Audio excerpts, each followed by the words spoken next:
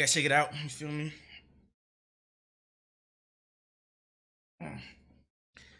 Gotta shake it out. Gotta get myself ready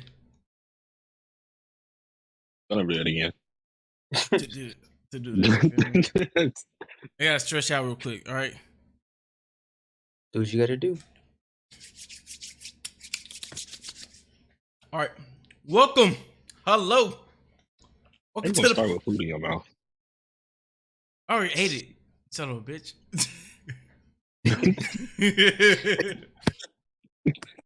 All right. Welcome to Talking with the Lens. I'm your host, that boy Mike, aka Lens Mickus. All right, here on Talking with the Lens, we talk anything to do with the lens, cameras, videos, shit, literally anything. All right.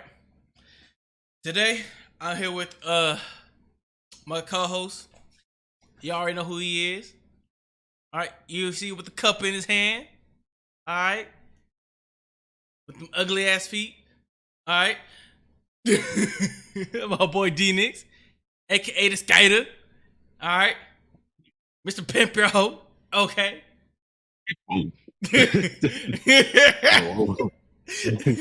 All right, we chilling tonight. All right. You all right? Oh, my boy saying I don't know what he doing. All right. I got my boy. You good? All right. I got my boy Sam. All right. The guru. All right. The cowboy stand. All right. The man. The man got an answer to everything. Hey, I am the Cowboys defense attorney at law. What can I say? Who would I be? All right. And welcome back, everybody. As you see, we're missing my boy Fazo. I don't know where he at. I'm deducting his pay. Getting paid? Skip that a whole lot of shit. His viewer say, "Where my pay at? Hold on." But nah. Oh shoot. We're good, y'all. So start off the podcast, how everybody week been going? 2 weeks, I say, because it's been 2 weeks since we done the pod. So how everybody week's been going? Shoot. Listen, I've been trying to find a new job. I'm doing a whole bunch of outside stuff, work, and then I'm getting ready to. I've been trying to prep myself to do this. I'm doing my first DJ session. Okay.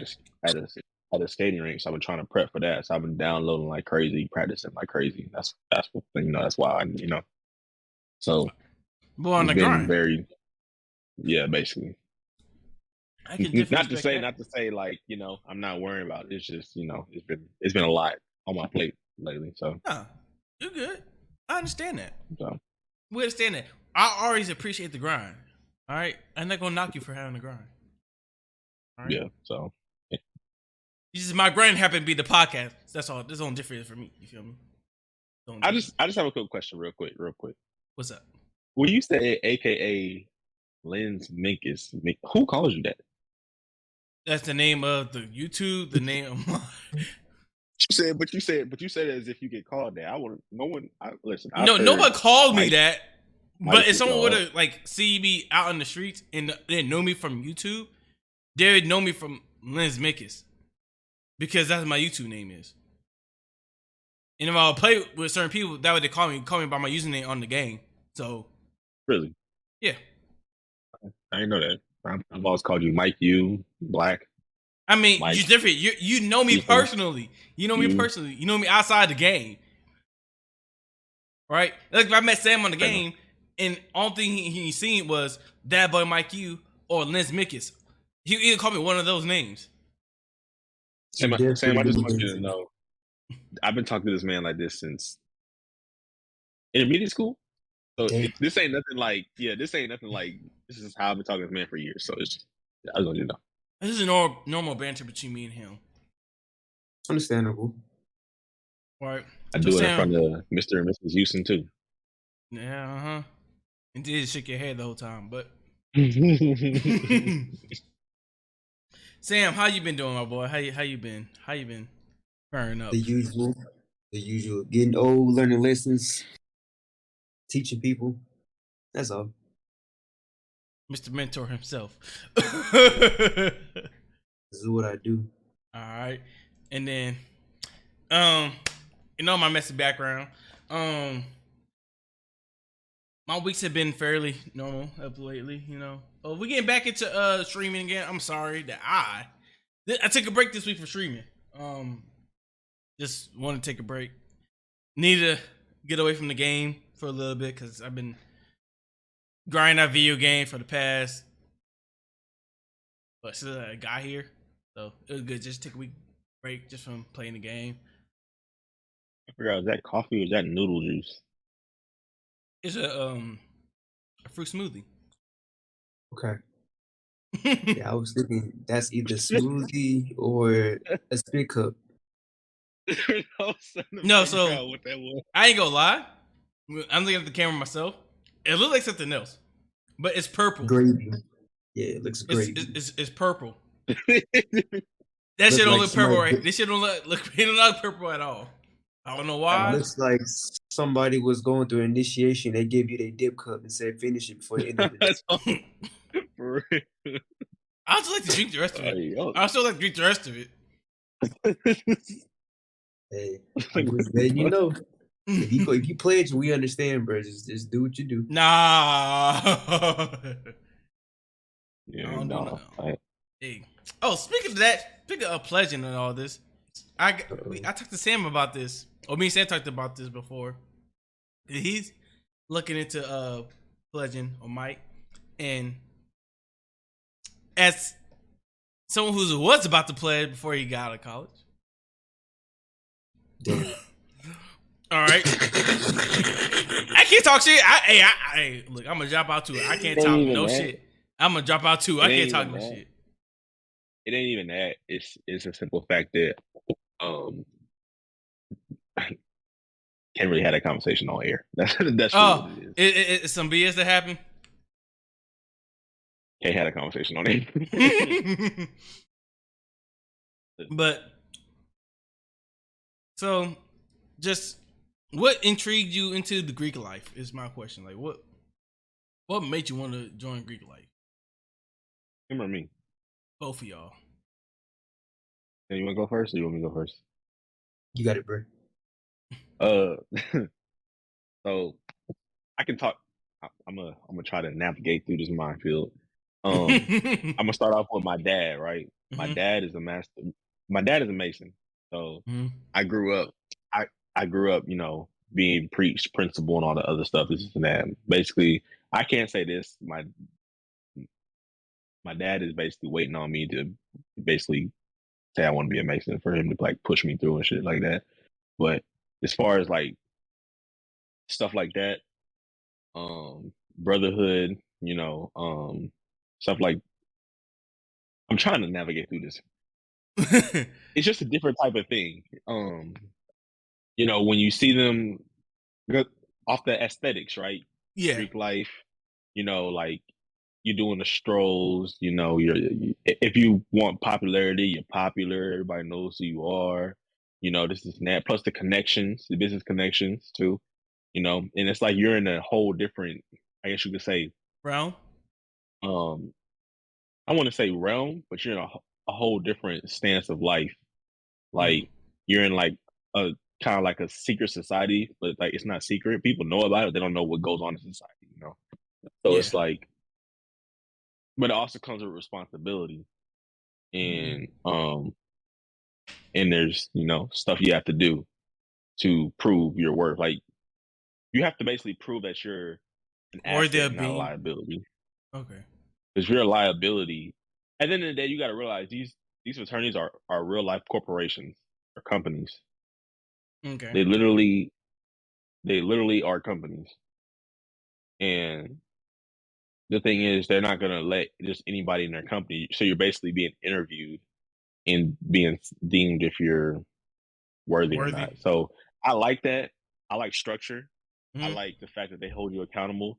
like each fraternity has their own guidelines of what they do, and you have to follow those guidelines of what they do, or you will be held accountable. You know what I'm saying? Like, but each one is different. If that Okay. makes sense. So that's what I liked about overallly without going too deep into it. Okay. Sam, so what made you want to join this Greek life? The connections. That's it. Any That's it. connections?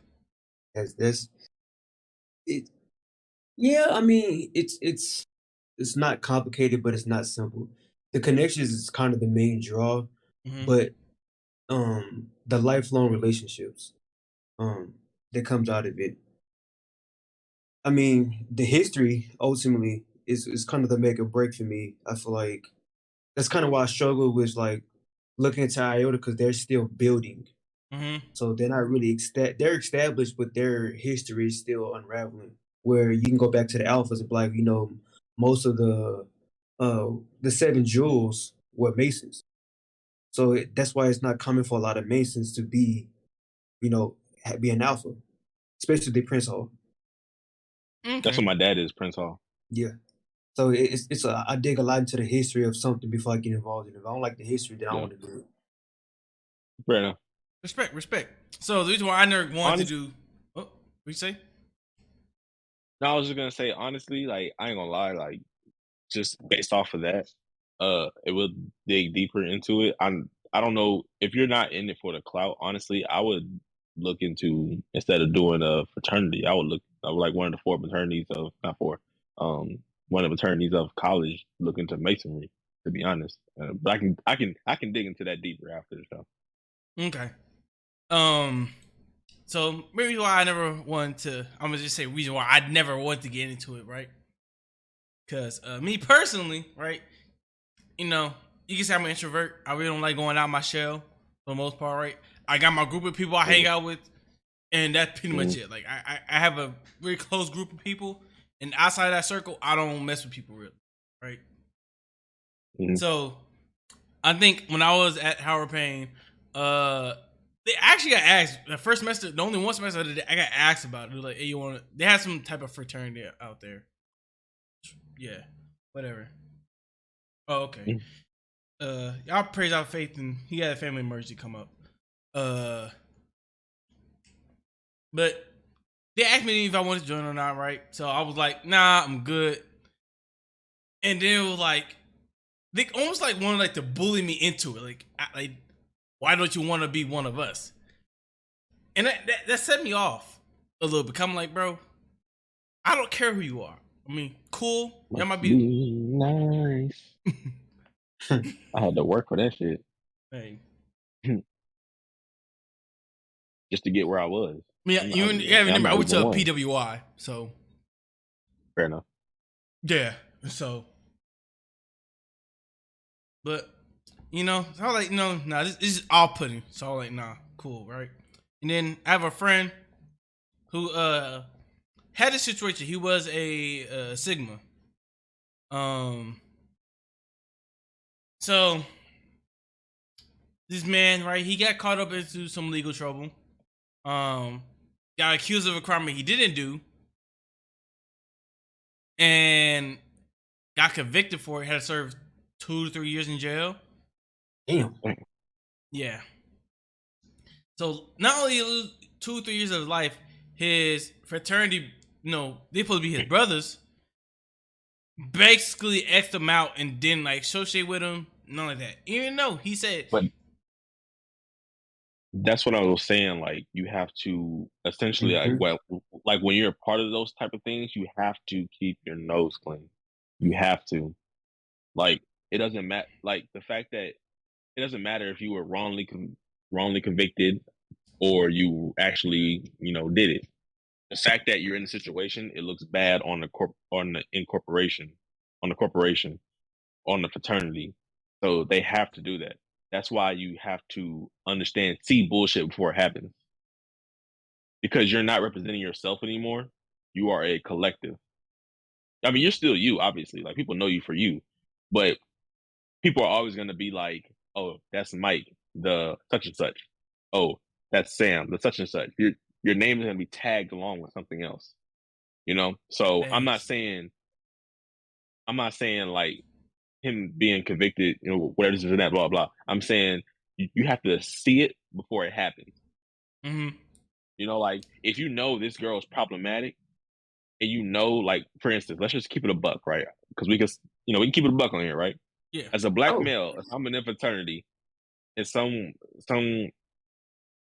blonde headed rich white girl wants me to come to her room, I'm not going. Facts. I can respect that. Facts. I can respect that. You feel me? Like we already had a ex teammate. You remember him because it happened. We found out our senior year that it happened to him. That he got caught up, but he didn't even do nothing. Bro lost his scholarship. Got kicked off the team. Exactly. Basically, ended up leaving the university because he's like, bro, he didn't do it. Just the fact that they thought somebody accused him of doing it. Team wanted nothing to do with him. It's harder. I put it like this: it is harder to live by moral law than it is legal law. Mm-hmm. If that makes sense. Like when you have these groups that have moral law, it is more consequence to the moral law than it is the legal law. Yes, you go to prison. Yeah, I'm not saying prison is bad, but it's easier for you to lose in that situation with moral law than it is legal law. If that makes sense. Yeah, makes sense. So that's all I was gonna say. But you can keep going, Mike. I just want to say that. Yeah, if you don't mind, I'll add on to that. So, when it comes to fraternities, I think the only fraternity that actually lives up to their mission statement, and I'll get exactly what I'm talking about in a minute, is the Sigmas. The Sigmas is probably the only one that stay true to what they stand for. And I mean like this way. There's Q dogs, and then there's Omega men. There's the apes, then there's the alphas, the alpha males, right? Then you have the noops, and then there's the Kappa men. I think the issue is people fall in love with the AK, like the known associations with the fraternity or the organization, but not what they actually trying to build up the person. It's kind of like being rich. You fall in love with the billionaire lifestyle, but you don't stand by how to be an actual billionaire. You don't actually reform yourself to be that. Mm-hmm. You just carry the reputation and the stigma behind it. True. Well, let me tell you this real quick. Just then you can get back to your point. I'm gonna say this real quick before I forget. The reason I'm trying to talk without, but hey, so you said apes and then alphas, you said noops and then kappas, right? Yeah. So the reason why it's still the same thing. So put it like this. Say me and you are both coming up in a company, right? Mm-hmm. You went to school. I didn't go to school. I started off part-time and worked my way up for the next 4 years to get to store manager, right? Mm-hmm. You went to school for 4 years and then just applied and you got put into a program and taught you're automatically a store manager, right? Mm-hmm. What's more respected as far as like work-wise? Someone that worked their way up through the company or someone that went to school, got a degree in some random shit and all could in like in art or something, and because you have an art degree, you're able to do something like engineering as a store manager, whatever. I'm just whatever. So what's more respected? Someone that worked their way up or someone that went to school, got some random degree and applied, they got the job and they got taught and that's it? All right. So I can answer that question with open honesty because I'm in an organization like that. They're both equal, right? They both are equal because you need both those types of people to make the organization run at its fullest. Paper versus crossing crossing sands, whatever. They're equal because you need people who are envisioning what the future of this organization fraternity should be, and the people that are keeping the structure intact. You need them both. Like you can respect the person who worked through it, but maybe they don't have the vision to see where they can go past that. Because if you think about people going through pledges, a lot of them all they know is the party side. They don't ever see the actual adult side until they actually become adults and leave college. As if they graduate, type shit, right? But you don't see the people who did graduate. They don't understand the hard work it takes to get to that point. So they kind of equal in a way. I'm gonna say this because you can. This is going against what I'm trying to. Hey, it's like But that. you can be P and still be in school. You know, like you don't like you easily. You know what I'm saying? Is what separates it is the. I agree with you. What you're saying. I agree with what you're saying. My pushback is not that. My pushback is your view from the other brothers, from the outside, right? So, say for instance, you're P, and and I'm whatever, right? So, I don't view you the same because you didn't go through the same trail as I went to. Not to say that you're any less of a value, but what I'm saying is it's a respect thing. That's all I'm saying. Right. So you say obviously you're right. So basically, we're saying the respect you get from your peers will be different depending which way you go, right? Which, all right, cool.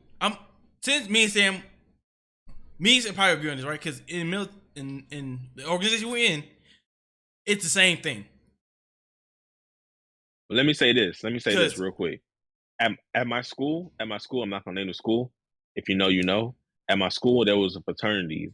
All of them, not all of them, but majority of them that was still there got canceled, and then they brought in a whole new chapter, and it was all paper, and that chapter literally has no respect from the other chapters.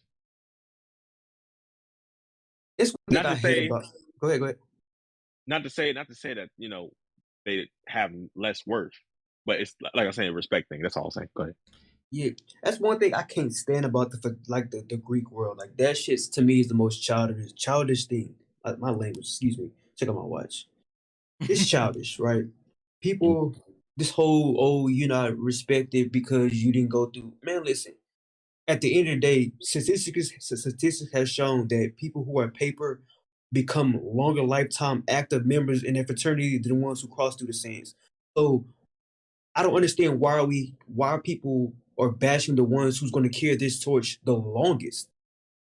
Like that lingo, right? Like they're going to be the ones that's going to be the president of this chapter or this particular. They're going to be the important people. They might be the ones telling you yeah or nay on important decisions in regard to fraternity. I hate that shit.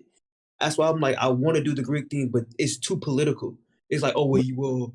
Like for me, I'm in the military. I don't have time to pledge. For one, I'm not doing nothing stupid. That's the first thing. And second thing, I don't have time. I'm in between two different things. So paper route might just be my best route. But does that make me where I gotta earn your respect? Why would I get to sit here and just be the most important person that you could possibly know in our fraternity 20 years later and you like, oh, what's up, bro? Nah, fuck that shit. Remember 20 years ago, I was P, I'm still P now. What's the difference? I agree with what you're saying. Yeah. That's why I was saying for one, you might want to look into Masonry Hey, because it's different. For two, what I was saying is where it plays into play, because if in the beginning you said it's about the connections mainly, right? They say you're trying to get this job and the person is a whatever, This is right? Interesting topic. And you are whatever. Is a whatever. What's a whatever? You I know he hear me. You're made. Yeah, I'm trying to talk. Like you're made. He's paper. He may not give you that job just because of that reason right there. Is that fucked up? Yes, absolutely. But that's what I was saying. That respect comes into play in those situations like that. That's what I'm saying. Oh yeah, I agree. I agree on that. I think it's stupid, but I agree. It's a stigma. It's an actual thing. It's dumb as hell because you're essentially dividing fraternities into two separate organizations inside of an organization. It's like Christianity. Why can't we just be Christian? Why I gotta be a Baptist, Methodist, Jehovah's Witness, Catholic? Fucking don't get to that, right? And as a Catholic, right, they get split into more divisions. Right. It's listen, when you have a foundation and you divide it, it's no longer strong anymore. There's too many lines where it can go bad. Too many divides. It has nothing to fall back on. Right. I hate that shit. That's why I'm like, I would love to do it, but I'll pass for right now. I can't fuck with it. Yeah. You check my socks out. What the fuck? Oh, I'm talking about laundry. No, I'm talking about my outfit. Oh, okay. L, So, I'm trying to huh? You good? He talking to people. Yeah, I got my cat shirt on. Well, I got my. Hold on, let me mute Anyway. What's called it? So that's a great subject, y'all. Oh, a great topic. Wasn't an intentional topic, but that was a great topic. All right, all right. Back to the thing, right? So, first off, I want to wish my boy Faisal happy birthday. His birthday was last week. It was the day of the pod, but we got moved back to this week. So we're gonna tell him happy birthday again. Happy birthday, Faisal. When Elton come back, he could probably tell you about the. All right, what they did. You know, they went drinking, went go kart racing, did a bunch of hoodlum activities, and called it a day. So on to the next thing. All right, we're gonna hop straight into sports. All right, we're gonna hop straight into sports. All right, so right. We're gonna go into the classification of DBs, right, and what make DBs great, right? So we already had a debate about Trayvon Diggs and things like that, but we need to we're gonna attack what we were classifying as great DBs. What classification are we using? Because I think the issue we're running into now, in which something that me and Sam end up finding out just doing a little research, is the fact that like there's new stats being involved in the game, right? As years. Oh, what's up, El? As years coming to play, right? So we saw that there's advanced defensive stat that was enabled in 2018. So 4 years ago, they enabled this new stat that was 2016. 2016? Mm-hmm. Okay, the furthest 2016. it goes back in 2016. Okay. So basically this stat would basically just, it's hard to judge all DBs on this same stat when if you didn't play, basically since you didn't play after 2016, you don't have the stat line. So that mean? What you mean? What mean? I explain what you just said. Okay, so pretty much in a nutshell, what he's saying is, the way they're grading defensive backs or defensive players, especially DBs, there's a statistic now, an advanced stat that just recently came out, like maybe between 2016 and 2018. So now, how DBs are being graded is complicated because it used to be, pass deflections, interceptions, tackles, and then touchdowns allowed. Now you're added in yards allowed and completion percentages and red zone. It's just making it more complicated that us fans are not comprehending to because we're only attaching one stat versus the overall body of work. I would say they need to add this stat to really strictly only corners. When I say this stat, not necessarily safeties, but they need to. Of football, they don't really pay attention. They don't really look at football like guys. Majority of football That's is fine. Get a team win. Don't really care That's about. fine. But it's just like we talking about stats though. Like stats are like for the people that look at that. You know what I'm saying? Obviously, if you're just watching the game, you don't care about that. You don't care about the stats at all. You just want to see your team win. We're not talking about those people. We're just talking about stats.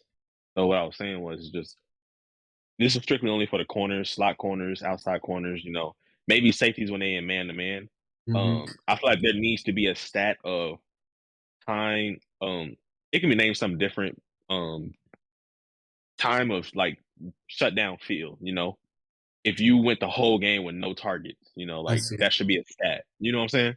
Because that's if you can literally shut down a third of the field, that needs to be statted. You know what I'm saying? Like, because that goes unsung. You literally made the field 2/3 of the field instead of the whole thing, and you ain't getting no targets the whole time. So you being invisible is literally hurting your stat. You know what I'm saying? Yeah. So that's happy said, right? So just go into my second subject of being a great DB, right? So in my personal opinion, right, of whole I classify as great DBs, right? This is your great DBs don't show up on stat sheets, right? I said your greatest DBs don't show up on stat sheet because a great DB, you're not getting targeted. All right. Not discrediting none of the other defensive backs that already considered greats in the game, right? So I know Patrick Pete, I can't even think of names right now, huh? Darrell Revis. Yeah, like I ain't discrediting none of these guys, right? Or Stephon Gilmore, I'm not discrediting none of these guys, but all right, there's certain guys on the football field, right? You will not hear their name. You will not hear their name because you know why? Because literally, either they're the other guy on the other side of the field outside that big name, but that big name is the one they're throwing it to more, right? So he get the interceptions, he get more opportunity to create plays. Basically, I want a corner that nobody knows about because if nobody knows about him, that means he's doing his job. But, so what I mean by that is, if I have a corner and the ball never gets thrown his way, he's doing his job, is he not? No, because he could be guarding like receiver 3, maybe the slot receiver. He's not guarding the best player. I'm talking about, okay, so take Richard Sherman, for example, then. Richard Sherman, he never traveled. He stayed on one side of the field. Not to say he's a bad corner. I'm not saying he's bad, but it's just like he was only known for making the big plays. Right.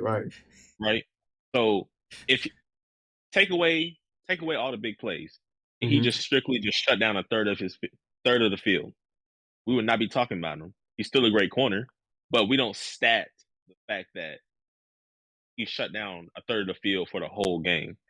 So therefore, he will be considered not good because he doesn't have the interceptions, all the other stuff statted. But that comes from initial great coverage. So the quarterback can't even fit the ball to the receiver because he's covering him that good. You feel what I'm saying? Yeah, in a perfect world, that makes all the sense. I agree. The only thing that I can disagree with in terms of this particular situation is if he doesn't have a name, he's probably not a Pro Bowler. He's probably not exceptional because your play on the field is arguably what makes or break a defensive coordinator's assignment on you, right? So Richard Sherman, yeah, he's a zone corner. That's no secret. He's really big on, fucking, doing zone shit. I'm sorry, I was watching the game. He's really big on zone. But let's say that, they targeted him and he didn't allow any touches, but he had no interceptions. That's still something that would translate to what he's doing on the field. That's something. I mean, granted, it should be a stat for that, and it's not, but that would still translate. Like, hey, he covered. Let me give us Mike random. Tim Patrick, right? Tim Patrick had no yards, no catches. That's pretty fucking good. But yeah, I agree. Yeah, I get what you're saying. Like in a perfect world, yeah, that works. But it's just like you see how doing your job as a DB hurts you. That's why I said that stat needs to be added, because if you add that stat, I guarantee you, Pro Bowling would be way more of a heavier competition as a DB than it is now. Because, and this is not no knock. Don't get defensive when I bring this up. Why are we talking about what's the name, Diggs on the Cowboys, the corner, more than we're talking about Xavier Woods? You know what I'm saying? Like, or Darius Slay.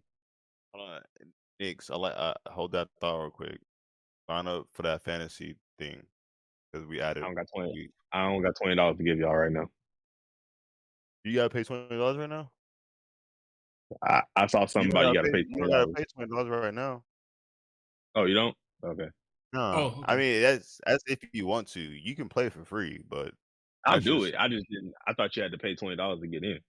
Okay, I'm surprised Mike ain't tell you. Mike, you don't put that on me.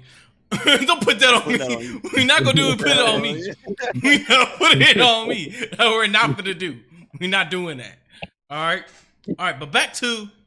All right. So Trevon Diggs, right? So right? So my argument with Trayvon Diggs, right? Trayvon Diggs is a good corner, right? I'm not going to discredit him not being a good corner, right? Because I ain't gonna lie, if you able to make 11 interceptions, right? That's something. You can't Yeah, take but away that that. also means that quarterbacks are not scared to try you. True. But so this is the Quarterbacks thing. are scared to try Jalen Ramsey. They scared to try Champ Bailey. They scared to try Darrell Revis, Deion Sanders, all of them. They were scared. They literally had to bait quarterbacks to get picks. That's what he's So doing. You just said it. They had to bait him. They're baiting quarterbacks to get When he picks. That's what when he's he doing. got beat, he Hold got on, beat so see, many. but see, let's go back to what you initially said. They had to bait quarterbacks. That's what he's doing. That's exactly what he's doing. That's But why at the cost of what? but that's why the double move situation comes at a cost because he's getting them to throw those small little inside slant routes or whatever, and he's jumping on it. Mm-hmm. I get that. That's completely understandable. But what you're saying is what he's doing. He's baiting quarterbacks to throw it in that little tight window that they think they have, with a little time they already have in the pocket. That's literally what he's baiting on. So I got a thing that pretty interesting, right? So Jane Ramsey commented on Trayvon Diggs and his play, right? So Trayvon Diggs compared him to a double-edged sword, right? He said, like, he's a great player, but I said, like, with players like that, only certain players can do it. There's only a certain small group of people that can play like that because it's a double-edged sword. Either you're really good at it or you're not in the league for long. Literally what it is. Right. But that comes down to what you want as a coordinator too. So do you want that corner that's gonna take those risks, or do you want a corner that's gonna maybe get 2 picks out the year instead of 7? So. Okay. But he calls more pass breakup than he Yeah. My thing is, I said my biggest problem with Trayvon Diggs is like I ain't problem with about people catch on him. I problem with the yards after catch. That's my biggest problem with Trayvon Diggs. I said if he shut down this yards after catch, he's a way better corner. Because the problem is, right, when people do catch the ball on him, the separation is too big. Right? Now, you can argue the fact, but all these big plays turn to touchdowns. Overall as a defense, they might shut them down, right? But that was just last year, right? We can't say the same for this year, right? All right. So but I know that's probably something that he attacking, right? That he know that, hey, I can't bet on my defense to bail me out every time I give up a play. Right. At some point when a dude catches the football, I gotta be there to make the tackle, right? So if it's 35 and he catches the ball on the 4-yard line, on 4 yards to the first down, I gotta stop him on that 4. I can't let him get that first and more. Right. I think that when he starts doing that, I'm telling you, I with no argument, I'll put him top 5. I'll put him top 5 easy. No, I won't question it.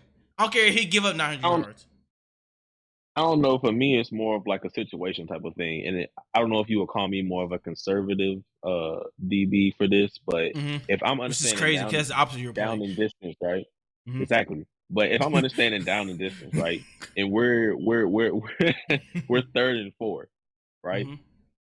I'm making sure I stay over the top of you, and I make sure I secure this tackle to get off the field and try to get this pick. So I'll give up the little 3 yards as long as I stop you from getting that touchdown or first down.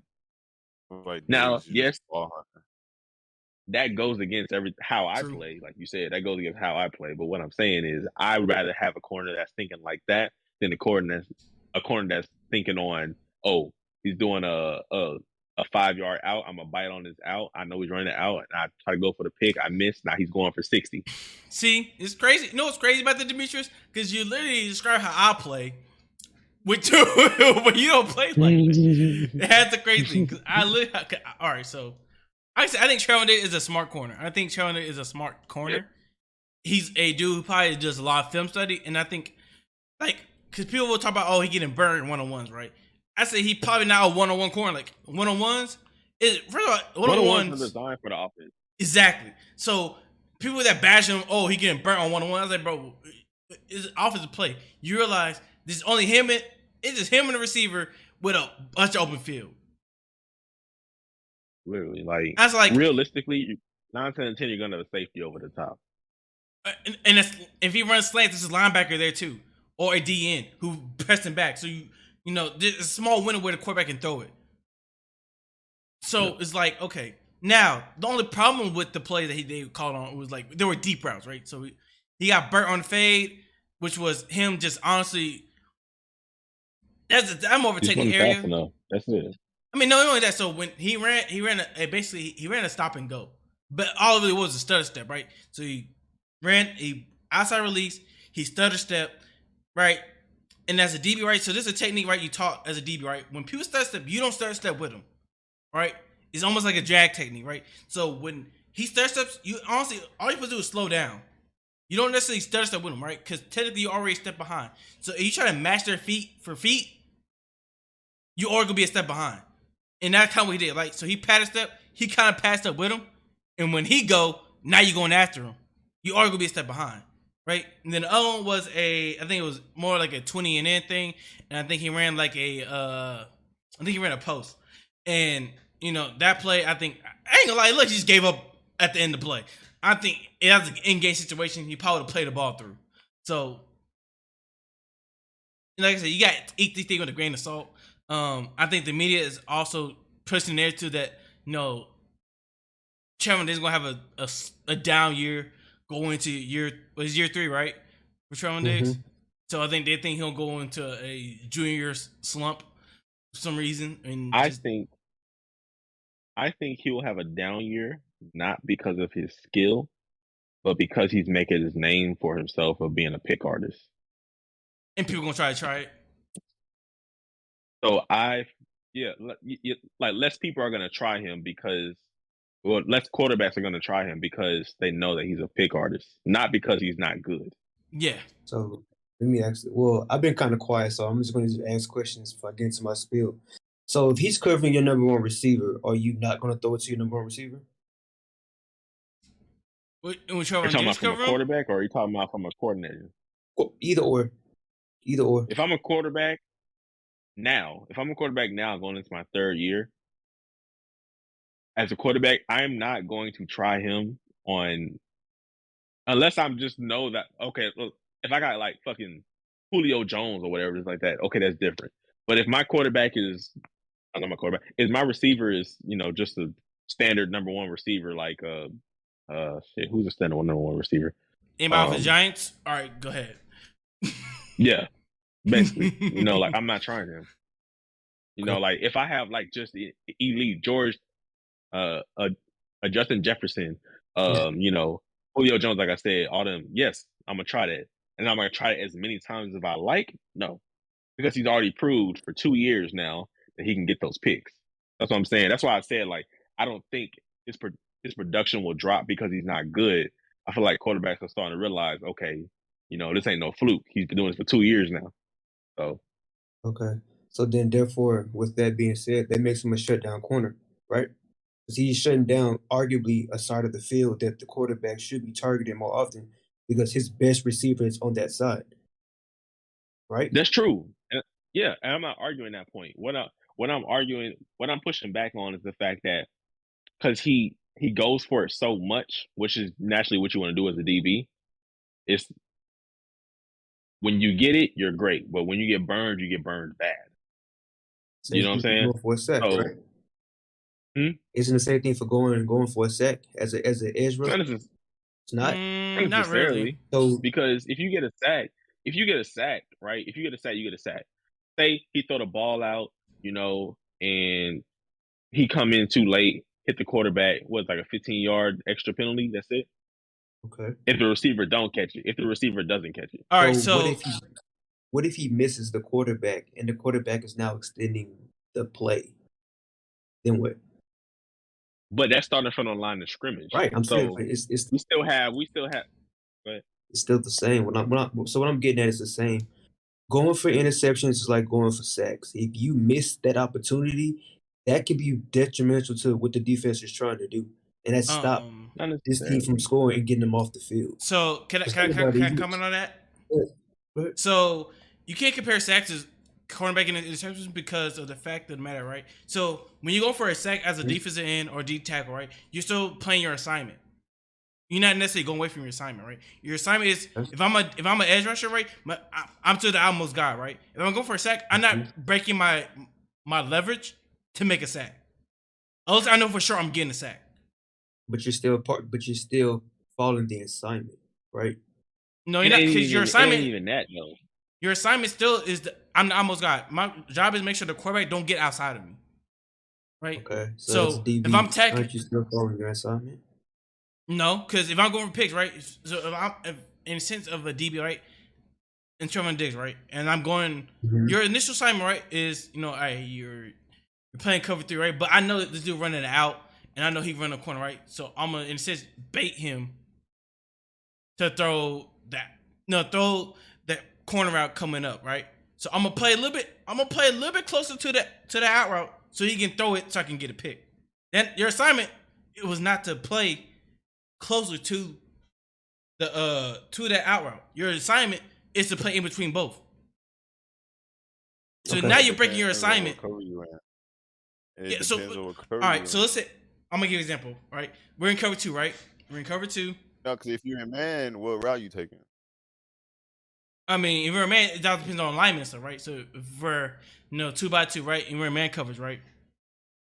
Which is perfect because that's what the Cowboys ran majority of the time last season was man. So all those interceptions came off of his assignment, not off of him playing zone and just bid on it. Those was man coverages. It was him by himself with a safety support over top. That's exactly what we ran. No. Because let me say this. I don't think it's the same because this, and he's looking at it from an assignment. I'm looking at it from how do we keep them from scoring? Right. Okay. I like this conversation because now I have a solid point. Go ahead. Defensive end goes, if a lineman goes for a sack, right, and he breaks his assignment. Like, say he's supposed to go outside, he goes inside because he thought he can get there. He doesn't. So the quarterback breaks outside. Let's use Lamar Jackson, most fucking hardest quarterback tackle, right? You still have 2 levels of defense to keep him from scoring, right? As a corner. Now, am I saying he can't get past him? Yes, there's times where, people can break big plays. Yes, absolutely. But the percentage of that is not the same as a corner that is playing man or zone by himself. Anything on a solo island, going for a pick and missing, there is no more level of defense left. You know what I'm saying? So I'm strictly saying a defensive lineman missing an assignment is less detrimental than a corner missing his assignment. Because when a corner misses an assignment, 9 times out of 10, that means touchdown. If a defensive end misses his assignment, he still has the linebackers and DBs to kind of try to come clean up his mess. Now, can he still run for 60 or whatever? Yes, he could. But the percentage of it is way lower than a DB going for a pick and missing, and there's nobody left. Maybe a safety. That's one guy. If he's an elite athlete like Tyreek Hill, that doesn't matter. It's irrelevant. Okay. So that's all I'm saying. I understand. So here's my counter to that. Wow, I'm actually doing pretty well for myself. I haven't argued. This is pretty, it's just it'll turn up eventually, right? So I'm just gonna be subtle. I'm gonna be real subtle. Eventually, it's gonna come out. But right now, I'm chilling. So let me ask a question, just randomly. What gets the offense off the field? What gets the offense? Third down stops. Yeah. 3 and outs. Okay. 3 and outs. Turnovers. 3 and outs and turnovers. That's it. Yeah, 3 and outs. 4 and outs. Touchdowns and touchdowns. Yeah, turnovers. That's what I'm saying. Okay. Turnovers. Yourself in the foot. Right. So how common, if you had to pick, which is more likely not to happen? A strip sack on the quarterback or interception? Sack on the quarterback. Okay. So there's more interceptions for the last couple seasons, low key. So here's my point, because I like what Ill is saying. So he's kind of getting what I'm getting at. You can sack the quarterback 3 times, literally, first, second, and third down, and fourth down he can convert, keep his offense on the field. Those sacks don't mean shit. The quarterback is still able to keep that drive alive. Where you get interception, there is no do-over unless there's a flag on the play. Literally, that's the only way that's going to change. There has to be a flag. I will push back on that because since Mhm. that tuck rule, if quarterbacks are in a throwing motion, if it's caught, then it's fumbled and recovered by the defense. That is also a turnover. Absolutely, but I said interception, not turnovers. Just interceptions. Fumbles is different. And also you have to take in the fact that a rushed pass. So Mhm. if a defensive lineman is bearing down on the quarterback feels rushed, he throws an error pass. Yes, that's a pick for the corner, but that was also due to the fact that that defensive end was pressuring that quarterback. But those stats don't get recorded like that. So we don't take those into consideration when we having these debates about that. Okay. You feel what I'm saying? Yeah, I feel you. So let's use an actual team. I might begin to the actual defensive players individually. Let's go to the team. Okay. TJ Watt was a sack leader last season he tied with 22 and a half. Mm-hmm. Do you know his defense was ranked? It was one of the fucking worst. One of the worst. Meanwhile, Trayvon Diggs had the most interceptions, and he had one of the best defenses in the league. So what that tell you? Which more valuable now? Sacks or interceptions? Can I say something about that? Wasn't the Steelers' defense hurt? I would say. Wasn't the Steelers' defense hurt as well? No. TJ Watt's only out for 2 games. I ain't talking about TJ Watt being out. I'm talking overall as a defense. Wasn't they hurt? Cause I think Minka Fitzpatrick was out for like 4 games. And then I would argue this. They had the most sacks. They had 2 starting linebackers out. One was out for the entire season, and they had a linebacker out for 6 games. So when you're missing, you can't argue that point of who's more effective for the team, right? And also, right, you argue about offense production, right? When your defense because you argue you will not gonna have the best defense of the league when your offense is one of the worst. When your defense on the field majority of the time, you don't give up something. I'm sorry. This is not college. This is not high school. This is NFL. They're going to produce touchdowns eventually. Okay. I never said what team was overall more successful. I'm just grading the performance of each defensive unit. One had more sacks than the other. One had more turnovers, and the one with more turnovers arguably was the better team. But in terms of where it was ranked. In terms of where it was ranked. So, but the offense plays into that, right? Right. I'm just saying the success of the defense. That's it. I understand, but offense plays into that. Because I think talk about Mike is trying to say. Mm-hmm. Sorry. Go ahead. Sorry. Go ahead. Oh no, go ahead. See what you're gonna say. I lost track. No, I was saying I think what Mike is trying to say is the simple fact that defense and offense is separate, but defense ties into offense as far as success more so than offense ties into defense. So what I mean by that is if defense spends majority of time on the field,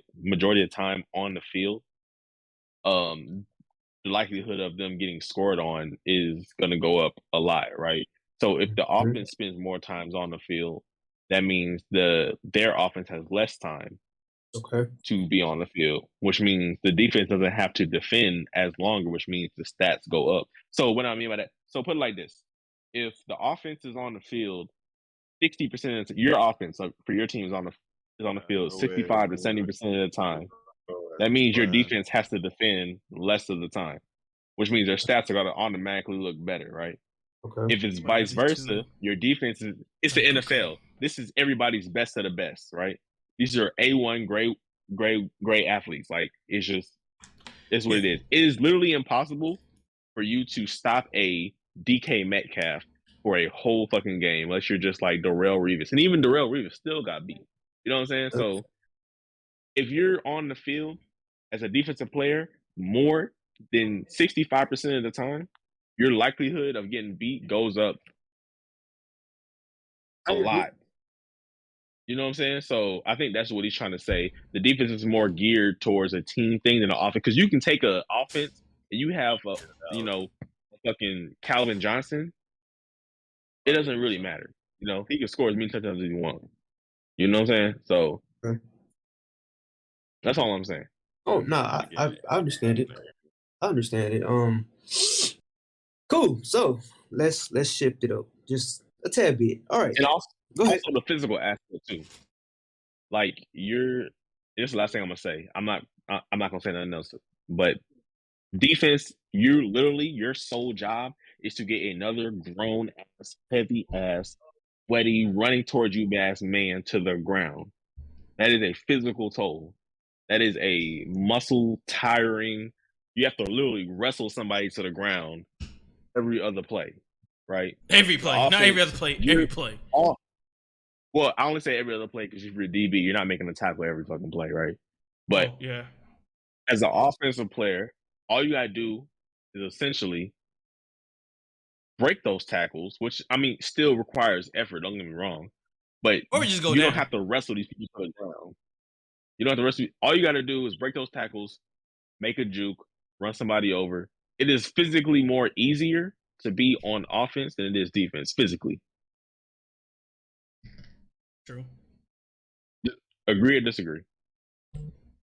That's it. I agree. I agree to disagree. It depends on the position. I feel like, especially like people like the or like an active running back or an active running team, the running back tends to do a lot of more, I guess, moving around than. Well, I don't know. Defense do move around more, especially if you the far corner going to the other side of the field. So I'll probably agree with Demetrius. Defense do way more than offense, physically wise. I feel like offense is more technically and mentally, and it's about timing for too. Like especially for quarterbacks, they got that window. They got a small window. I feel like every receiver is going to be open at a certain time.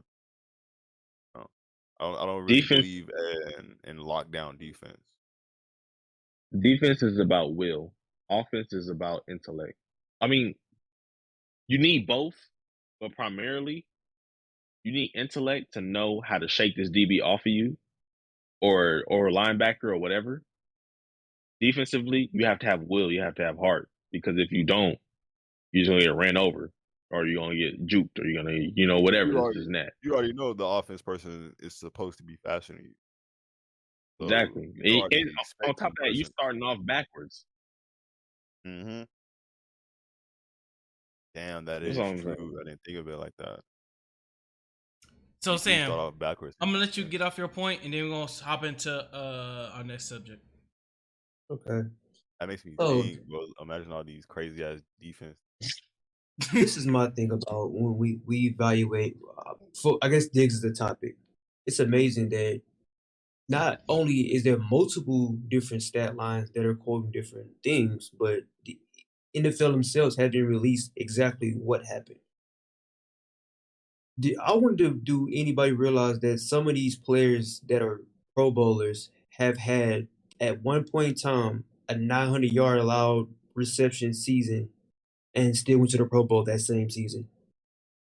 Yeah, Lattimore did it, it's a lot of them. Ramsey did it. So it's like Yeah, we're not able to gauge players before this stat came out to determine what is actually a pretty bad season for a DB, right? We don't know right. if Revis had somebody put up 1,000 yards because it didn't exist until of recent.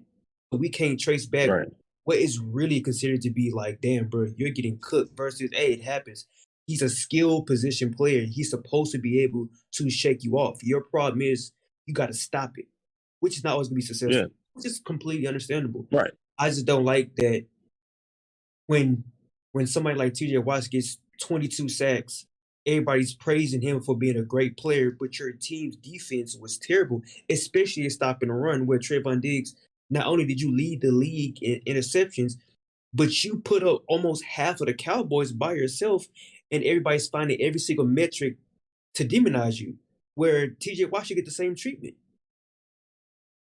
Because you're part of Well, the I front wouldn't. seven. The front sevens are the playmakers initially. I mean, so I wouldn't say. I wouldn't say I'm demonizing him. I'm giving you an option. I'm not saying he's a bad player. observation.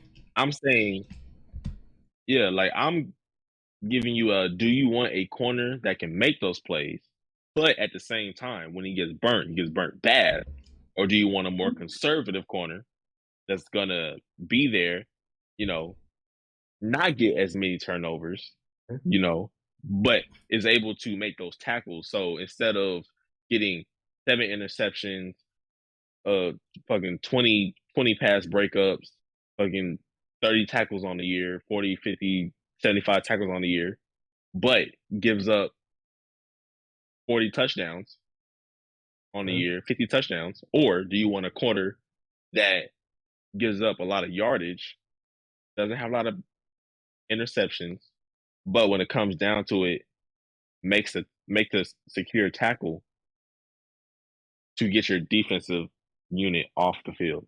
That's all I'm saying.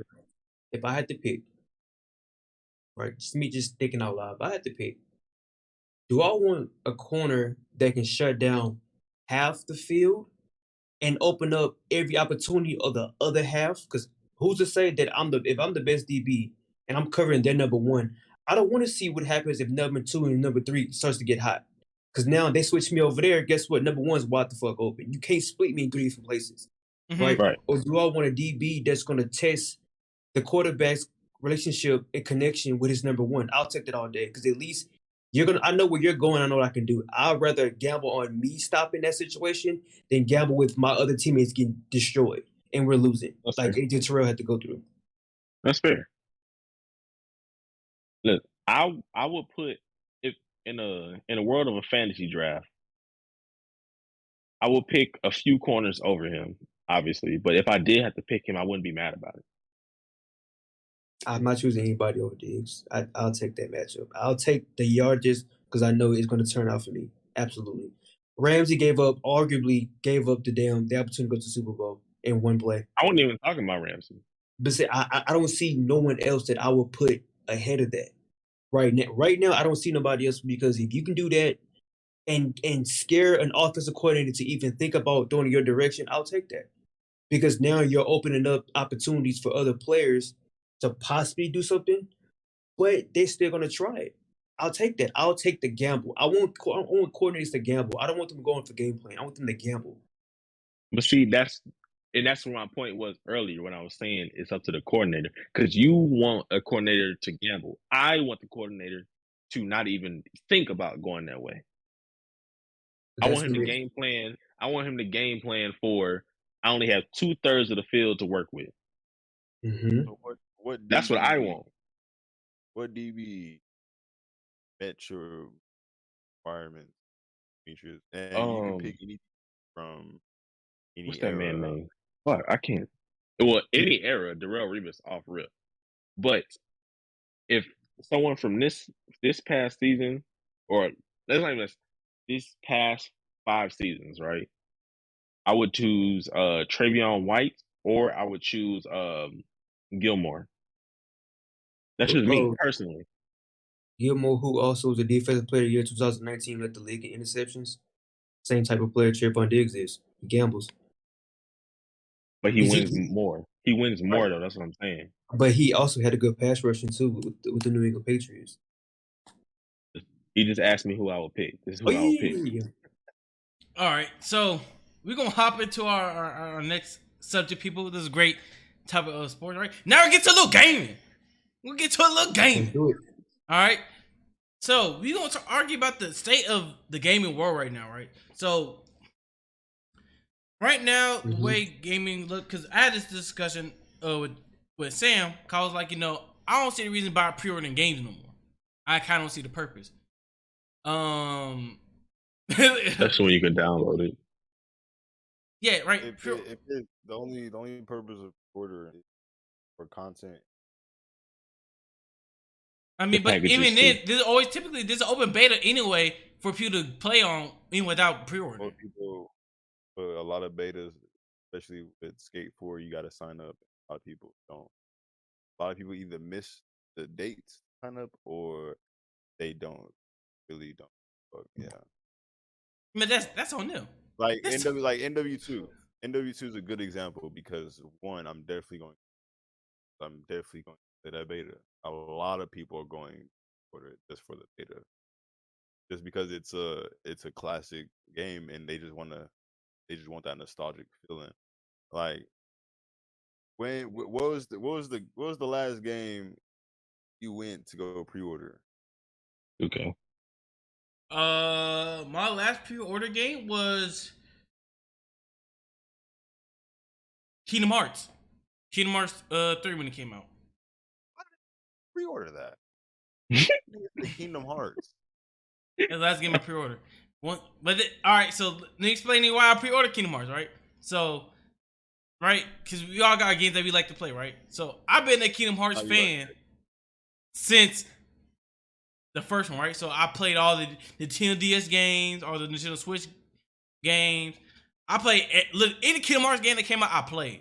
So, but we were all waiting for Kingdom Hearts 3. We waited damn near a decade and a half for Kingdom Hearts 3 to come out. So with Kingdom Hearts 3, when they announced it and announced that pre-order was live, yeah, I pre-ordered it. Cause I didn't care about nothing else. It came with a book. I got a book. I got You got a book. I got a book.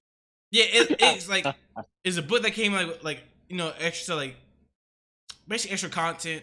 It gave you a poster. It gave you a keychain. It gave you a couple other things as well. I can't remember everything it gave me, but it gave me a good bit for like $80, right?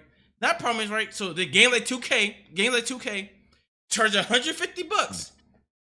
Oh, why y'all bringing 2K in this? No. But this is where I'm going at, right? They charge $150, right? And you look at the like what they offer for $150 versus what they offer $80. Why would I pay $150, bro? You gave me two extra things.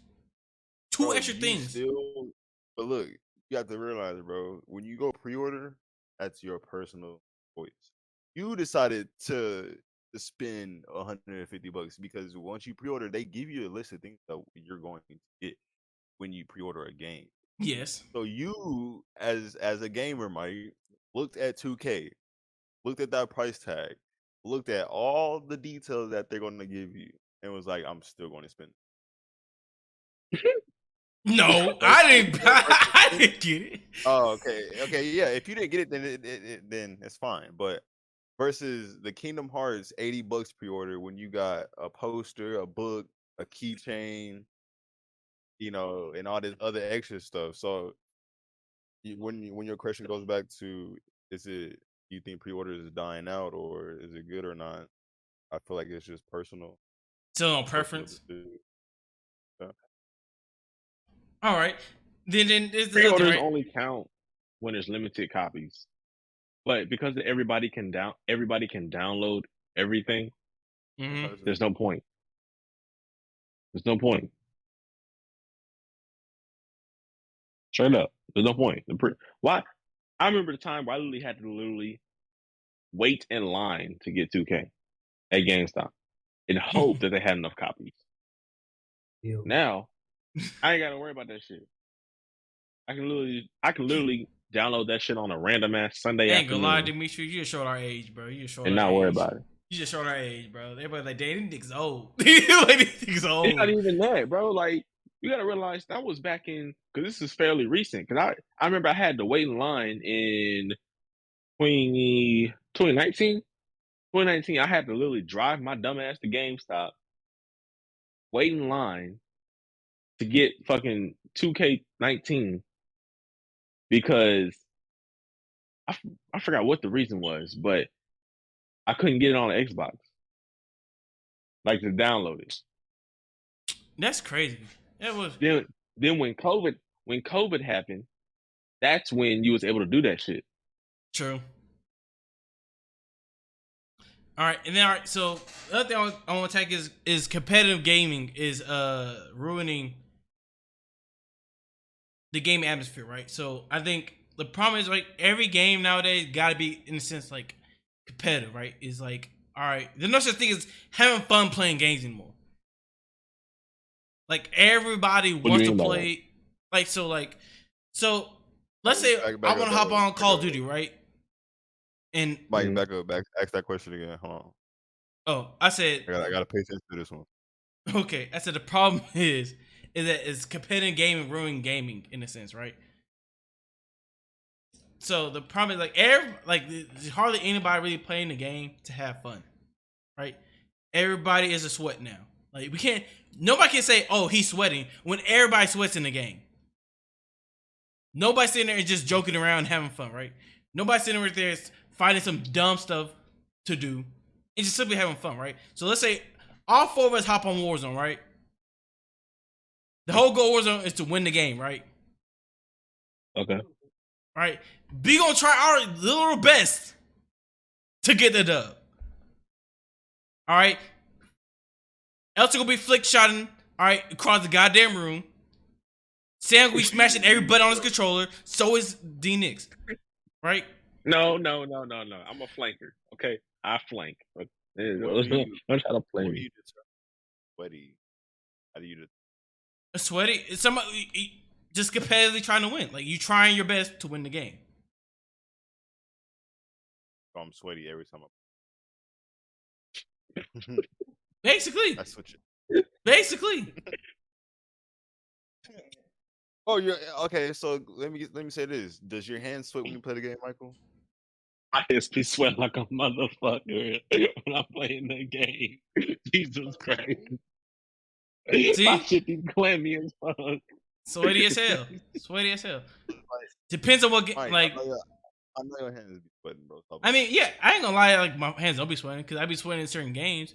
But like, so I hop back on Destiny, right? I hop back on Destiny, My forehead be sweating and everything. right? In the game of Destiny, I don't have to sweat. Like, I could genuinely just have fun playing the game.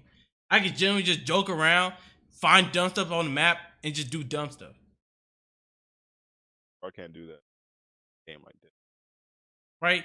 It's not simply, oh, bro, we got to grind for the new gear. Like, we're not doing that the whole time. All you have to do. But why can't I just sit around and just do dumb Wanna stuff? Go play GTA. Go Right? VR. Why? But see, that's the problem. Like, what's the problem me having fun on the game? Why I gotta go play GTA? Why can't I just do dumb stuff on the game I'm playing? Destiny is competitive. So I have to be competitive on it the whole time? Like that's why they have certain game modes like ranked. But obviously, go play casual and go against diamond players. I said, what that supposed to mean? I said, they still on there. The casual, the rank motherfuckers are still on there. They're still on the game, so I'm still over here. Like, come on now. Like, I ain't trying to. You rather troll. Not necessarily troll. Like, cause I ain't sitting here and messing with people. But if you see me on the map, right? I'm with 3 friends, right? We're not fighting nobody. You can tell we're not fighting nobody. We out here just messing around. Obviously, it's the easy kill, right? But I know back in the day, all right, I could hop on COD, all right, and every once in a while, I could hop on a map, and then I could see like 8 people together on different teams out here just doing something dumb. You would never see that nowadays. You would never see that. If you see 8 people on different teams together, they are not gonna be there for long because somebody gonna come in there and just wipe them all out. Are you complaining because people are trying to play the game the proper way?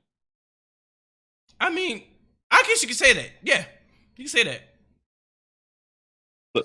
So you're upset because people are trying to play the game the way it's supposed to be played. Basically. I mean, but the point, okay. So yes, we will make a game. Go play PA or VR chat. The equivalent to what you're saying. My bad. Oh, you're good. I was done talking. No, I was saying, so the equivalent of what you're saying is, I'm going to put it in terms of a general reference. You're saying if I get 2K, I need to just throw up threes the whole time and not worrying about trying to upgrade my player or win the game. I just throw up threes, try to be Steph Curry in this bitch. Especially if you playing with your friends. I'm not finna keep playing park with you. Have fun. Literally. Because that shit hurts me.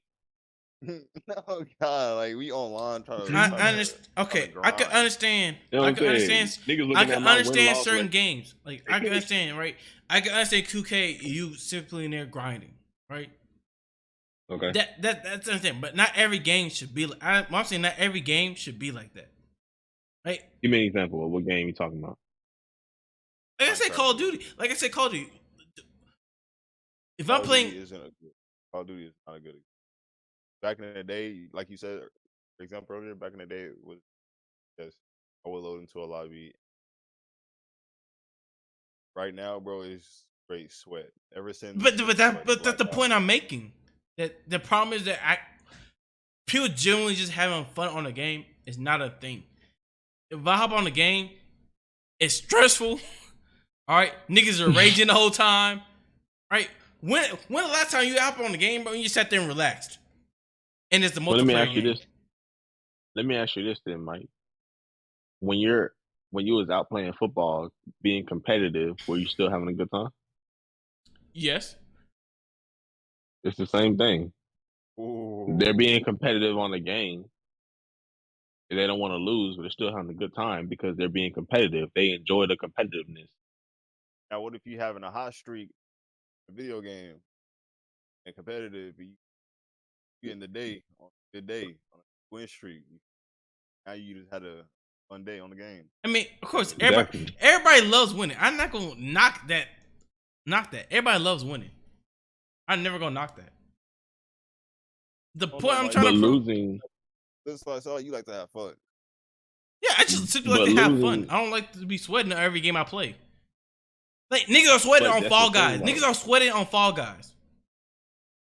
Come on now, like why are we sweating on Fall Guys? Fall Guy is an arcade game. Why are we sweating on Fall Guys? Why I see dudes? They what is it called? Obstacle. That is a competitive ass game. It's like that one game, Doritos Crash Course. I know what you're Hey, man, talking about. Like, they come got on games now, named after chips. bro. You never played Doritos Crash Course? All right, I see, bro. I really Tell only me, play I sports games watched and a shooting games. stream. I watched a stream of people playing Mario Party, right? Mario Party, right? And these dudes are like dead serious, like they're like not joking around. Bro, Mario that Party is game supposed to doesn't be a teach you family S game. operate. We supposed to have fun. The whole point of Mario Party is that it's supposed to be a fun game. Like, yes, there's a winner and a loser. There's a winner and a loser, but the whole point of the game is just to have fun. No, fuck that. I'm trying to demolish you. I'm trying to kill you. Exactly. That I'm game is throwing equivalent to shells at you the whole time. Not Mario, no, kinda not Mario like Kart. Fortnite. Not Mario Kart. I said Mario Party. I said Mario Kart. It's a Oh, racing game. I thought you said Mario Kart. I bet. Mario Party is, bro, I'm telling you, crazy. I don't understand it. Like, I don't. No, Understand. no, I fuck don't that. Because I understand. only give a damn if we playing Wii tennis. I'm trying to kill you. There's a reason why I'm a pro in Wii tennis. I'm trying to kill you, demolish you. I want you to feel bad. I want you to hurt. I want you to go home and think about how the fuck you just got whooped in fucking virtual tennis. I want you to think about your life. I want you to think about how you are so unathletic that you lost in virtual tennis. And all you gotta do is swing your arm. Nah, for sure. I want that. I don't know, Mike. You talking to competitive guys right now. I see. That Chris Like- is kind of. I don't know. It's very like not every time I hop on the game, I don't want to. Maybe I'm venting right now. Maybe I'm venting. Maybe this was this. Maybe it's just a vent session for me. All right. It might be. All right. Because I don't even care. I just know my me mom personally, too. like, cause that's the problem I have in like in playing in Korea. So when I play like certain games in Korea, it's just a sweat lobby. Like when I play First of all, COD, you're in Korea. true, right? But when I play Korea. when I play COD in Korea, is way more stressful because people are just sitting like people simply just doing whatever the hell they have to do to win. Whether it's sitting in a corner, whether it's just camping, whether it's just pulling out whatever cheese gun they can pull. That's what they're doing, right? Instead of when I play in US, right? I wouldn't be mad if I got killed with a dude who shot me with a shotgun that he just built randomly and they can shoot across the map. I wouldn't be mad at that. Come like, hey, that's stupid and it's fun. That's the stuff I'm in. Like I'm just tired of the sweat lobbies. I want to just play with casual players who simply just there to chill, have fun, and play the game. I'm just So tired. I'm basically what tired. you're I'm saying personally is tired of sweating. I'm tired of sweating. I'm you tired want of grabbing this mouse. See this mouse right here? I'm tired of grabbing this mouse and moving it all day. All right. Why you so playing? Why you playing mouse and keyboard?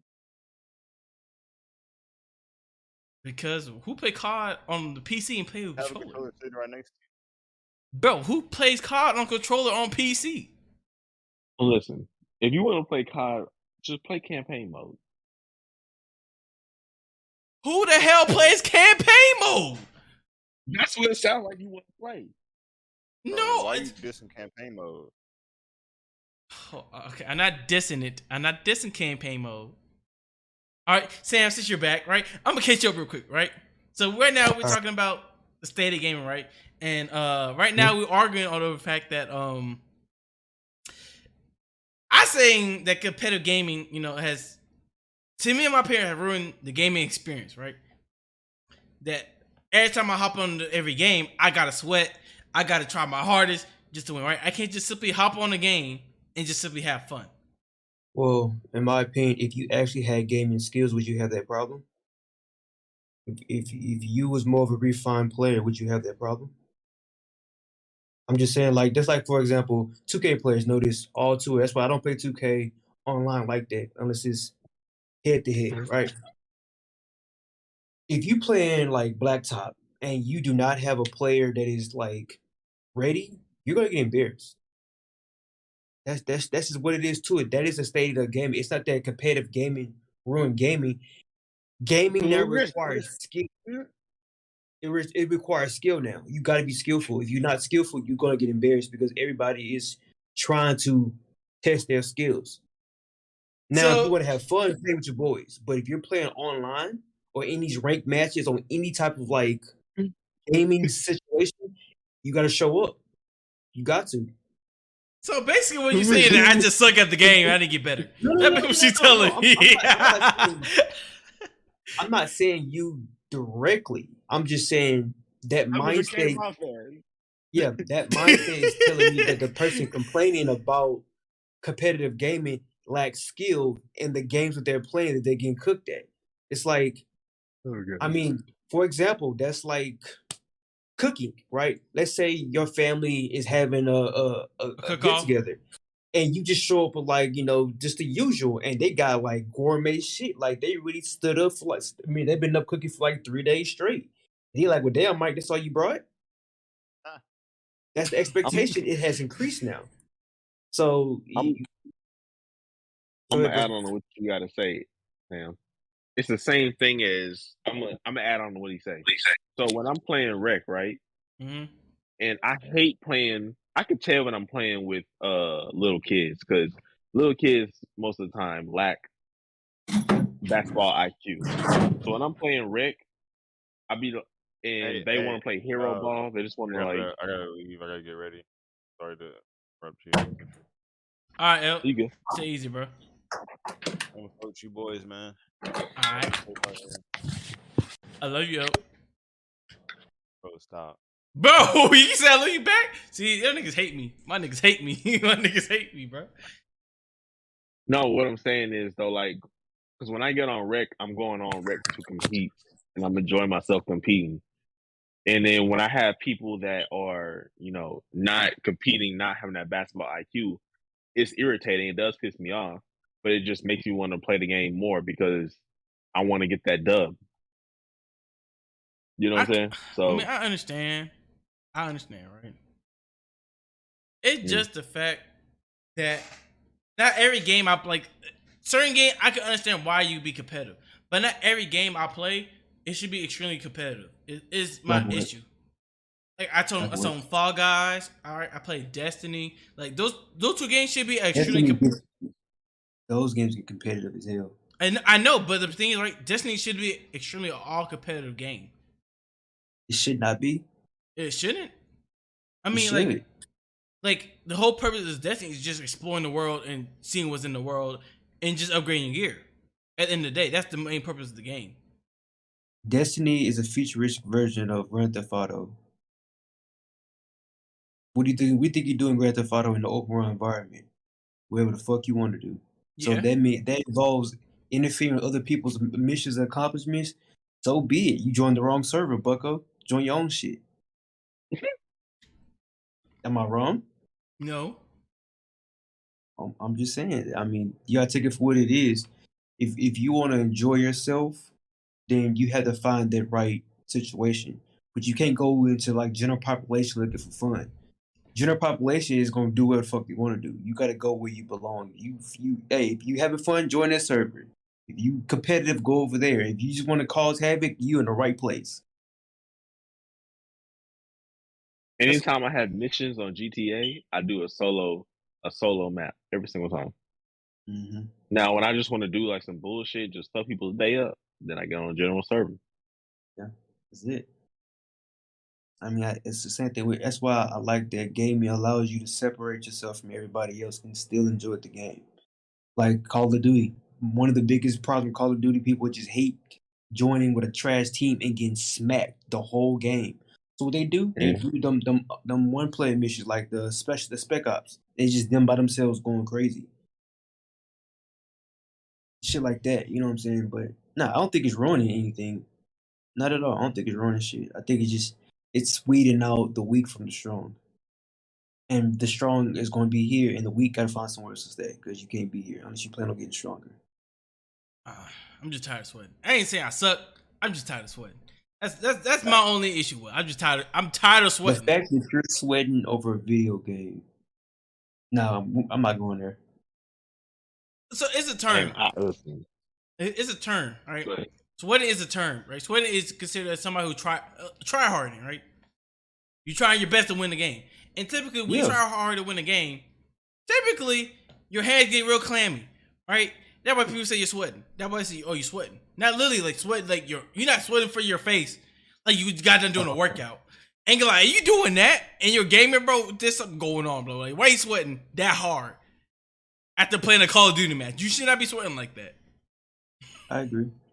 But your hands are coming when you're playing the game because it's really intense. You know, you pressing you playing on control, you pressing all the controls really fast, trying to make movements right. If you play on mouse and keyboard, you move your mouse crazy, you tapping keys real fast. So your hand actually gets clammy because you're moving at a pretty fast rate. Right. I know. I get the terminology. Right. I get that. What's wrong with what's wrong with trying to win? I don't listen. These terminologies they use now, I don't like this shit, man. You would try hard. Isn't the goal to win? Like, am I supposed to just be casually playing the game against another person? No, I'm trying to fucking get the W. That's the purpose of the game. It's to win. So what's the problem here? Not gonna lie, That's anybody that says stupid. somebody else is try harding, 9 times out of 10, they try harding themselves. So I mean, it's dumb. It's like, for example, you're fighting. Oh, so damn, bro, you trying to knock me out, bro? You trying too hard. We're fighting. It comes with the fight. Like, somebody has to walk away with a lump. All right. And it's not gonna be me. That's it. That means if I gotta listen, if I gotta throw dirt in your eyes or whatever, listen, I'm not going home with a lump. It's the same thing in the game, bro. Like, the goal is to win. That's the objective. Who wants to play a game and tie and be like, man, good game? What? No, run me my one back. It's like people that haven't graduated high school get upset with people that graduated high school. Yeah. Okay, actually, I have a perfect game for you, right? So Rocket League, right? What? Rocket League. I don't know if y'all know what Rocket League is, right? Basically, Nerd. Shut up. Right. So this game it's basically soccer, but cars. Basically, what the whole purpose of the game is, right? Right. So originally, like back in the day, like I say, when Rocket League first came out, right? It was like it had a competitive scene, but typically for my group of friends who I played with, it was a game just to talk. Like it's a game that we can play and we can just have conversation. Like we can just talk about life or whatever, right? But now it turns to a game like every time I hop on, I'm arguing with my friends because motherfuckers is not doing what they're supposed to do. Motherfuckers, all they care about is getting a dub at the end of the day. That's the issue. Well, I mean, if you want to chat, you can get on the group FaceTime. Yeah. But we already all on the game, so we might as well just find us a game that we can just play and not really like have to try our absolute hardest and focus on. Or you can get a group FaceTime and still play the game. Yeah. I mean, why do all that? We already on the game. We already in a party chat. Why do all that? No one gonna hop in a party chat and just sit there and talk. We gonna want to play something. Right. As far as I know, you can still be in your own party chat and play different games. I mean, yeah. But let's say we all want to play together anyway. Because we're all in the game, so might as well just hop on the game together. Then if that's the case, you don't understand that. Well, okay, I with my dudes. I want to fucking win. Mm-hmm. It's the same way on Mike on how he was holding me accountable for when we was 7-on-7 tournament. You was telling me this and that, blah blah blah, but how I gotta do this and that, blah blah blah. And at the end of the day, that 7-on-7 tournament didn't matter when it came down to the regular season, but you were still getting on me about that shit. It's the same thing. I mean, okay, you can't compare it, right? Because what I would get on you about was that going to carry on to the regular season if I didn't get on you about it. Yeah, but we was in 7-on-7, so the 7-on-7 season was really irrelevant.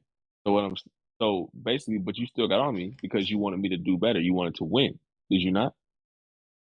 Yes, I want to win. Okay, then. So it's the same shit. Okay, I guess I admit defeat. on this subject. All right. Well, hold on, Mike. But let me say and ask at the same time. Mm-hmm. What I think is actually going on, I don't think competitive gaming is ruining anything. I think being competitive is dying off. It's getting softer, right? Everybody wants to just be cordial. Like there's trophies for everything. Now Yes. nothing is coming with like, hey, since you didn't win, unfortunately the confetti is not for you. You got to pick the shit up when the parade is over. Yeah. I think with society growing in this weird ass direction, I think it's becoming softer. Like we're wanting men to not be masculine. We want females to kind of be a little bit more independent. We don't want nobody just calling it down the line. If you're obviously a skilled player and you're making somebody else look bad, you're being shunned for taking advantage of somebody who clearly should not be playing if they're not as skilled. I think there's just too many penalizations for being better or overall doing what you're supposed to do. That's what I think. I'm seeing that a lot more now. Like prime example, the WNBA versus the NBA. Mm-hmm. They're wanting the NBA to be held accountable for the things they do off the court, right? The men, right? They want them to be political figures and protest and all that shit. But then when Brittany Granger fucks up, she should just not be held accountable for her behavior and let's just bring her home at all costs, right? It has to go both sides. It has to go both sides. Like you cannot expect the male counterpart to stand down if the female counterpart is not stepping up. Yeah. I would also say we have to get rid of this participation trophy shit. Yeah, agreed. Because there's winners and losers in life. A participation trophy, you gotta understand, like, you're not gonna get a participation trophy with everything you do. So we're raising these kids up to think that just by slightly trying, they should get something out of it. No, you lose, you lose. You win, you win. That's simply it. Yeah. You don't get anything for trying. You get something for winning. And what makes the winner? Someone that loses. Mm-hmm. So ultimately, I don't disagree with y'all. Yeah. I don't disagree with y'all. I understand like where y'all coming from, and I agree with y'all, right? But as far as the game standpoint of things, right? The game standpoint of things. All right. There's certain times where I just don't feel like sweating. That's all it is for me. I just don't feel like sweating every time I hop on. You're losing weight, bro. You shouldn't be sweating that much anymore. Fuck you. Look, I don't want to sweat every time I hop on the game. That's all I'm saying. Mike, I have a problem with being competitive. What game is give you trouble, bro? Bro, what game? Every game I play is competitive. Every game I play is Okay, competitive. bro. Hey, next time, bro. Next time somebody hurt you like this, just let me know, bro. We'll figure it out, bro. You gotta be like this. Nobody hurt me. I'm just You gotta tired be of like this, bro. raging and yelling at the Bro, game. That's all I am saying. listen, bro. You have brothers, bro. We'll figure it out. We'll figure it out. We'll figure it out, bro. You gotta be like this no more, bro. All right, Just but put that on I also record, bro. agree. Whoever fucks with Mike, Liz Mucus, whatever, hey, we gonna come find you, bro. I got your IP address. We gonna come find you, bro. Leave the Muki alone, bro. All right. Just shotgun blast. Whoever's listening, hey, we gonna come find you, bro. Don't fuck with the lens, bro. Don't fuck with the lens, bro. That man trying to be peaceful and upholding, and y'all ruined his day. Now we got to deal with this shit on the podcast because y'all want to piss him off. All right, look. I guess I understand, right? Because I agree that when they start cutting players from sports teams in middle school, like everybody makes the team, like the C team was basically the cut team, the people that wasn't really good enough to play football. That's when I knew our society was going downhill. But on to Would You Rather, right? Goddamn, fuck this subject. All right, I'm done. I lost. I lost. Fuck this subject. We're done. We on to Would You Rather. My 12-year-olds go on a podcast. All right, we're going to Would You Rather, right? So, the first would you rather is, would you rather fight a lion or polar bear? Lion. Polar bear. All day in America. You would fight a polar bear? Hold on, pause. Yeah. Are we talking about female or male lion? Either or. If it's a male lion, male lion. If it's a female lion, polar bear. I would take either lion over a polar bear. What? I'll take the polar bear. Hell no. Hell no. Hell no. All day in America. Bro, polar bears bears are easy to deal with. No, polar bears. Mm-hmm. Polar bear are the most aggressive animals. They've always been told that polar bear. You see a polar bear, you're supposed to run. You don't antagonize a polar bear.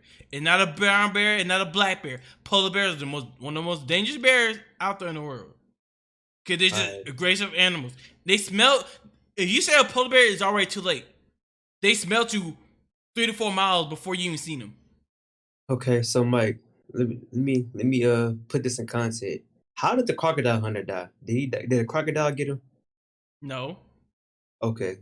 So the gators didn't put him in the pack. So he died from a stingray thing, right? Yes. So at one point in time where I ever encountered a polar bear, and most of my climates are usually hot. Like, why would I be the North Pole? I'm looking for Santa Claus. I mean, they're in Alaska. Polar bears are in Alaska, so. Well, if we're talking about from like a geological standpoint, that's different. I thought we was like, in a room and you got to battle it out with an animal. That's what I thought it was under. I mean, in a room, I'm cutting up the AC. It's about to get hot in this bitch. And this still, bro. Oh, look, even that's the thing, right? You in a room, right? You have to choose between a polar bear or a lion. I'm choosing lion every time. I want the polar bear. I'm choosing a lion every time. I feel more competitive with a lion than I do with a polar bear.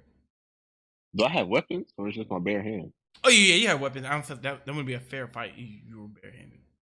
Man, I'm gonna give that motherfucking polar bear back and sit there. But and that motherfucker gonna turn around and go claw you the fuck up. How you gonna turn around if I'm on his back, bro? He gonna like a quarterback. He gonna. Yeah. He gonna roll. He gonna roll. He gonna roll over and you gonna rub his stomach. But they're not gonna do that, bro. It's just see you at food. They are not friendly creatures. Polar bears are not friendly creatures. Neither am I. So we even. I don't think I said the dangerousness of a polar bear. He don't want to say the dangers. Hey, what that man said? Pray for the bear. Don't pray for me, damn it. Pray for the bear. I'm gonna walk out with a brand new shag rug. Make me some polar bear slippers. I don't understand. I might give me some matching gloves with them. I don't know.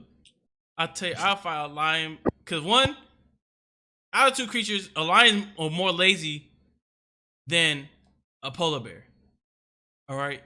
You realize, right? Okay. A lion will only chase you for a short distance of time. That's why they. So how small is the room? Huh? How small is the room? I don't know. See, because you said only for a short period of time. The room is small. They got all the time now. Now what? I mean, all you do is run around long enough until he gets tired.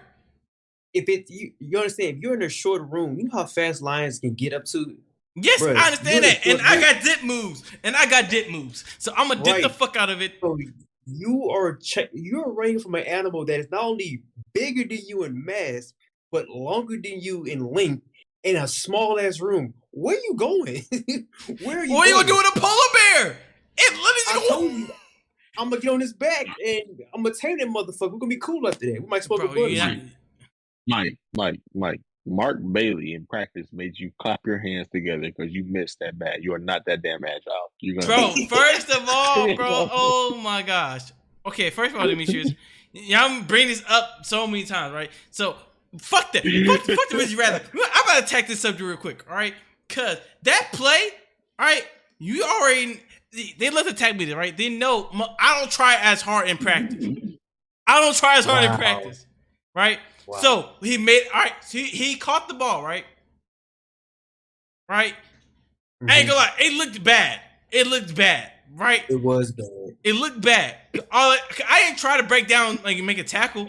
I ran That's up why to it him. looked bad because you didn't try and it actually happened. I was like, That's why it looked bad. I ran up to him, and I did that like I touched him, and that was it. That was all that happened. I didn't try to tackle him, nothing like that. Sam. This man ran up to him, stiffened his leg out, and said, and missed complete. Yeah, I ain't not sticking my leg out. I ain't not sticking my leg that. out. I don't know what you're talking about. I ain't never did All that. I heard after that was you. Right. Bro, let me find. Now let me they got find mad out. at me. They got mad at me because Why I they wasn't get mad at trying. you? They got mad because I wasn't wasn't trying. No, But- fuck that, because I ain't never seen no one cleats do this shit right here. I ain't never seen. Right. So I don't want to hear that, right? Because there also a play, all right, where no, you remember this play because this nigga, our friend Joe, right? So we do a drill, right? We practice on screenplay, right? Playing screen balls, right? So you have an outside linebacker, you have a receiver, and you have a safety, right? You have two receivers and a running back. The whole objective is the running back to score, right? So, it was that, right? So I break my tackle, I break my block, right? Receiver got the ball. I play my leverage. I play outside.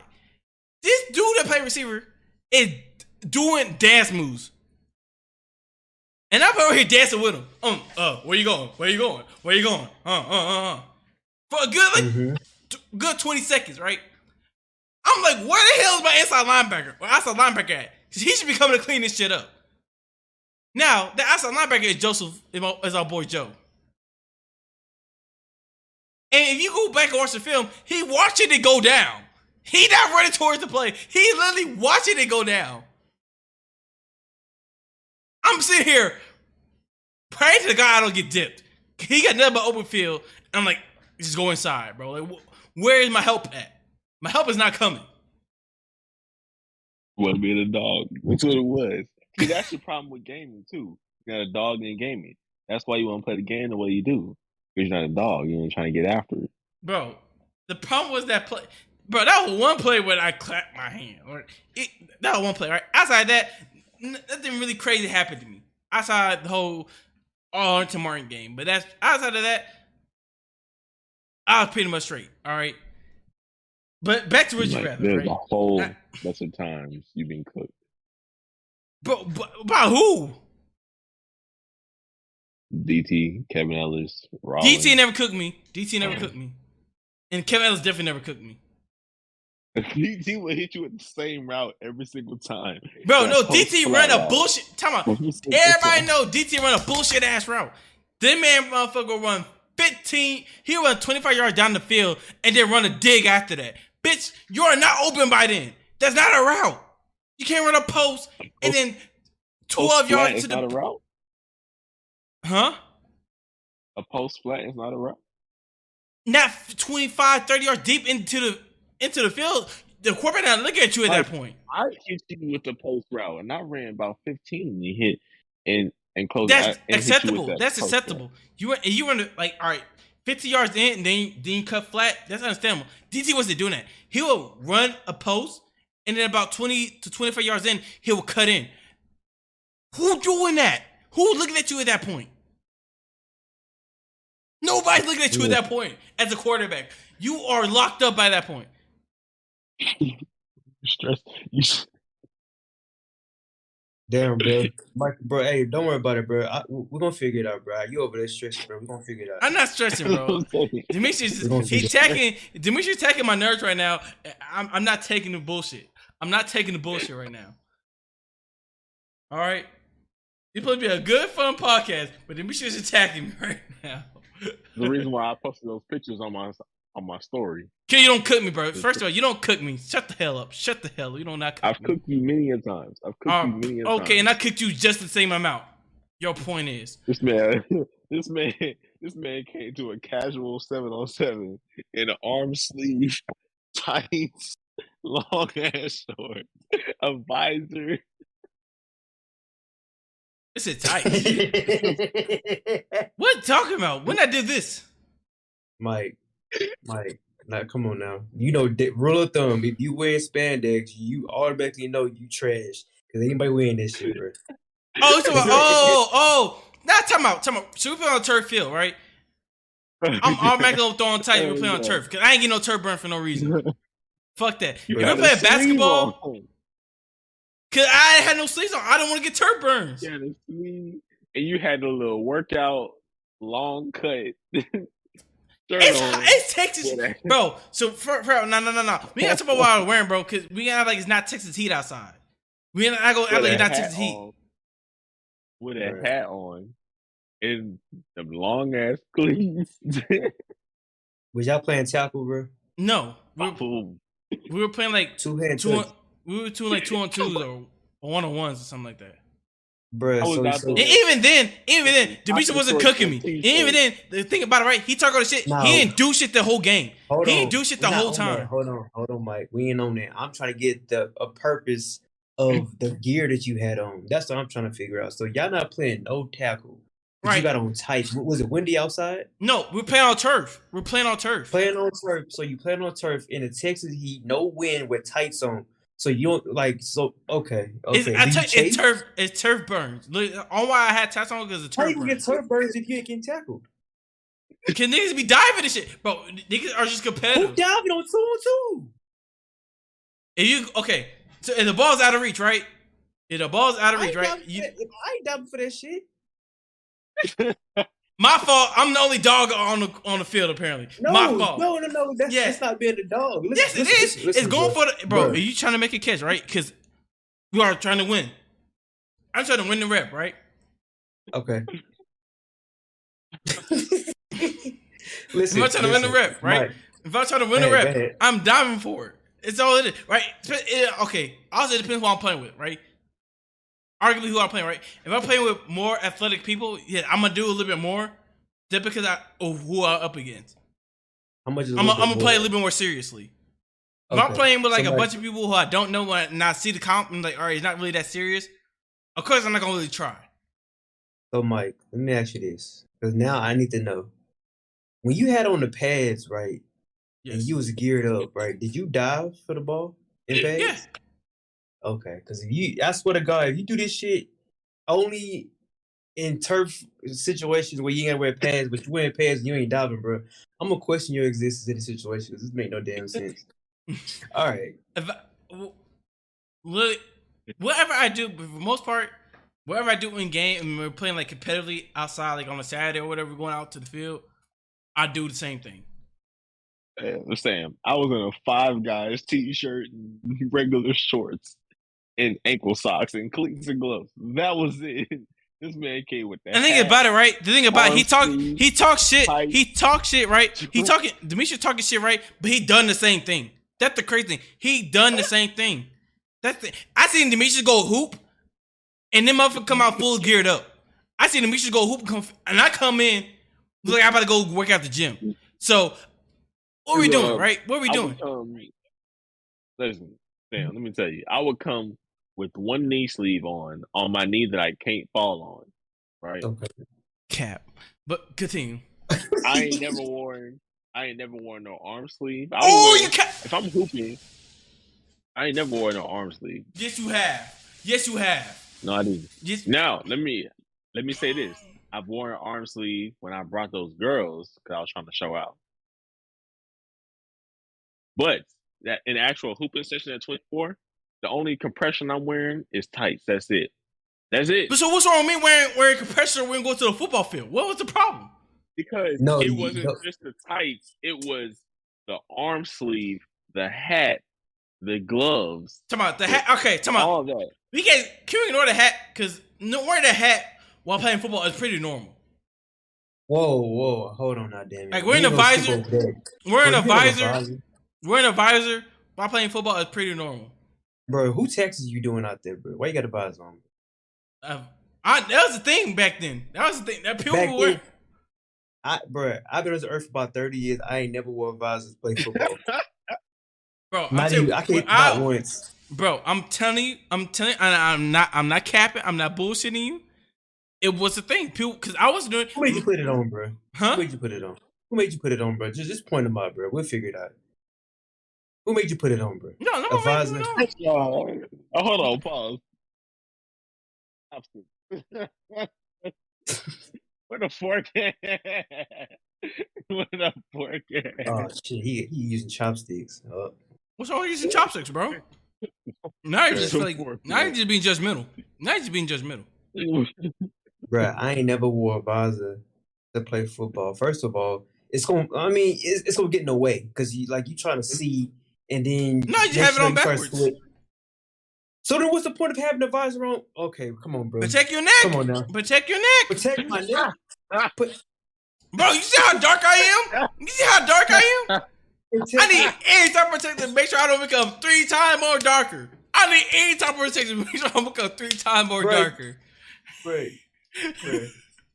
You say protect your neck, bro. Hey.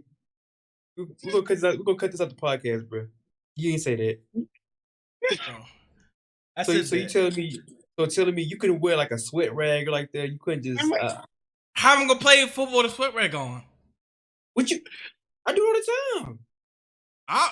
What part of you? I can't do that. Like I'm Dion, bro. I get my sandals on. So I don't have a bandanas, so I couldn't do that. Listen, Mike. Listen, I gave you a pass. You said, man, I had a sweatband on. I was like, all right, Allen Iverson, I feel you on that. I wouldn't do that. You chose a visor. And then turn the bitch backwards. So why'd you turn it backwards? To protect my What neck. made you turn it backwards? To protect my neck. So I can see, obviously. Oh, so you can now you need to see. I mean, that's obviously one of the things I gotta see. But then why? But the main purpose why I did it, the main purpose of what I did was to protect my neck. But you wore it forward first instead of wearing it backwards. I was in the car. So when you got out, why'd you turn it around?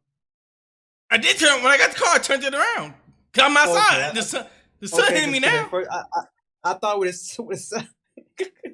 sounded like to me was you wore it the way it's supposed to be worn until shit started turning pretty bad, and then you switched it up. And like, all right, let me play for real and turn this bitch backwards. No, like now. No, I had my visor turned around before we started playing, so that wasn't the case. You wasn't here for the goggles. The goggles wasn't. Mike. Time out. We're not gonna take the goggles, Mike, because goggles Mike will tearing up shit. So I don't want to hear that. I don't hear that, Demetrius. I don't hear that shit, Demetrius. Cause so I didn't know I could wear contacts while playing sports, right? I never knew that. So I couldn't see. I couldn't see while playing football. Like everything was a blur. So my dad was like, "No, we're gonna give you some goggles so you can at least see on the football field." So when I played football, in pads, I put on goggles. I couldn't play football while wearing glasses. Okay. Them niggas are so confused. Like that, you hit stick by nigga with goggles. So like niggas ain't gonna lie, niggas downplay me. Niggas automatically downplay me because I wore goggles while playing. I ain't gonna crap all that. Niggas downplay me. Mike, You do know there's players in the league right now that don't wear their glasses, they need glasses, and still perform well. You chose to wear goggles, bro. Who enjoys that? Bro. No, I tell you, my vision is really bad. No. Yeah, Like, but what happens when the bitches get foggy? Then what? they don't really get foggy. I never had that problem. Oh, okay. So you had them goggles through 3,000. Them bitches coming to the dehumidifier already. I feel you. Them shit from I never had a. Ain't gonna lie. I had a more problem with my visor fogging up. I had more problem with the visor fogging up than I did with my goggles. You would see the string in the back of the helmet. Hell yeah. He said, put them on. He said, can't have him flying off my face. Like, what do you want from me? bro, Like, I get a clown for want to see while I'm playing the sport. I get a clown for that. That's the crazy thing. I get a clown for want to see. I never have witnesses in my life. Nah, it's not the fact. It's not. I'm not clowning because of the way you play. I'm clowning for what you wore while you playing. Like, bro, like I said, I wore goggles because I had to wear goggles because I want to see. Bro, that's like if you walk into an open gym and y'all playing 5-on-5 and your fifth man, you got to pick between somebody that's fat and a guy that got on Converse and little shorts. Bro, why you wearing Converse and little shorts in the year 2022, bro? What? Why? Bro. Why? At the end of the day, right? At the end of the day, I make plays. At the end of the day, I make plays. All right. All the DBs on defense court, I was the best. At the end of the day, that was all that mattered. I'm not. That's I'm cap. not. That's cap. Who a better DB to me? When I wear goggles, who's a better DB to me? When I was wearing goggles, Mike. Who's a better DB to me? Please tell me who. Who? The system fit you because you were the zone corner. I was a press man corner. If we was in, I'm talking when I was wearing goggles. I ain't talking about senior year. If we was in, it doesn't matter the year. The point what I'm trying to say is I was the better DB overall. No, you was not. No, you're not. You were not the better DB overall. No, it was not. No, it was not. In the finished product, I was the better DB. I was the better DB. I'm gonna tell you why. Because we sat in cover 2 every fucking play. That is your zone. Yes, we did. Because how you gonna tell me when I played? I was starting. No. How you gonna tell me as a starter? No, because we fit in a scheme that fits you. I didn't fit. I'm gonna take you to the scrimmage, bro. Tell me. We ain't run a scheme that fit me. When we was playing Miami, the whole game, I thrived. I did great. I didn't let up not one pass. Well, no, I let up 2 passes that whole game. That's it. We played press man the whole damn game, and I was killing the whole game. Then fucking Mr. whatever the fuck his name is, I can't think of his name right Coach now. Mac? Mr. Mac. I don't even call him Coach Mac. Mr. Mac wanted to get in here, and we had to play fucking cover 2 the whole fucking season. I don't want to hear that shit. That shit was designed. But he wasn't even calling coverages. He wasn't calling coverages because. But this is the thing. I can play zone 2. Don't get me wrong. But it's just like you want your corner to be able to play a corner in a 5-yard stop route at the same time. It's not hard.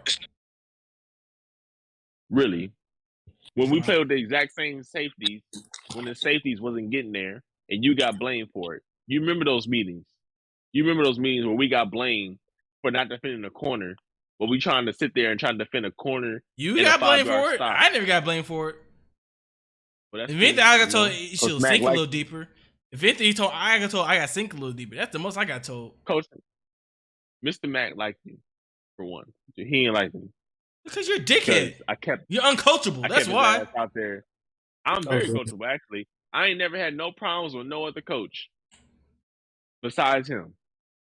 You had a problem with Coach Ed during track season. That way I had you running extra. That was one time. You're a problematic child. You're a problematic child. That's because we was practicing during spring break. And that was only one time. You're a problematic child. I'm the better corner, Mike. You're not the overall better corner. You're no overall better corner. I am. No, the you're better not. bet is me. Sam, let me ask you a question. Mhm. Sam, let me ask you a question. Would you want a corner that has all the physical attributes, so all you got to do is teach them the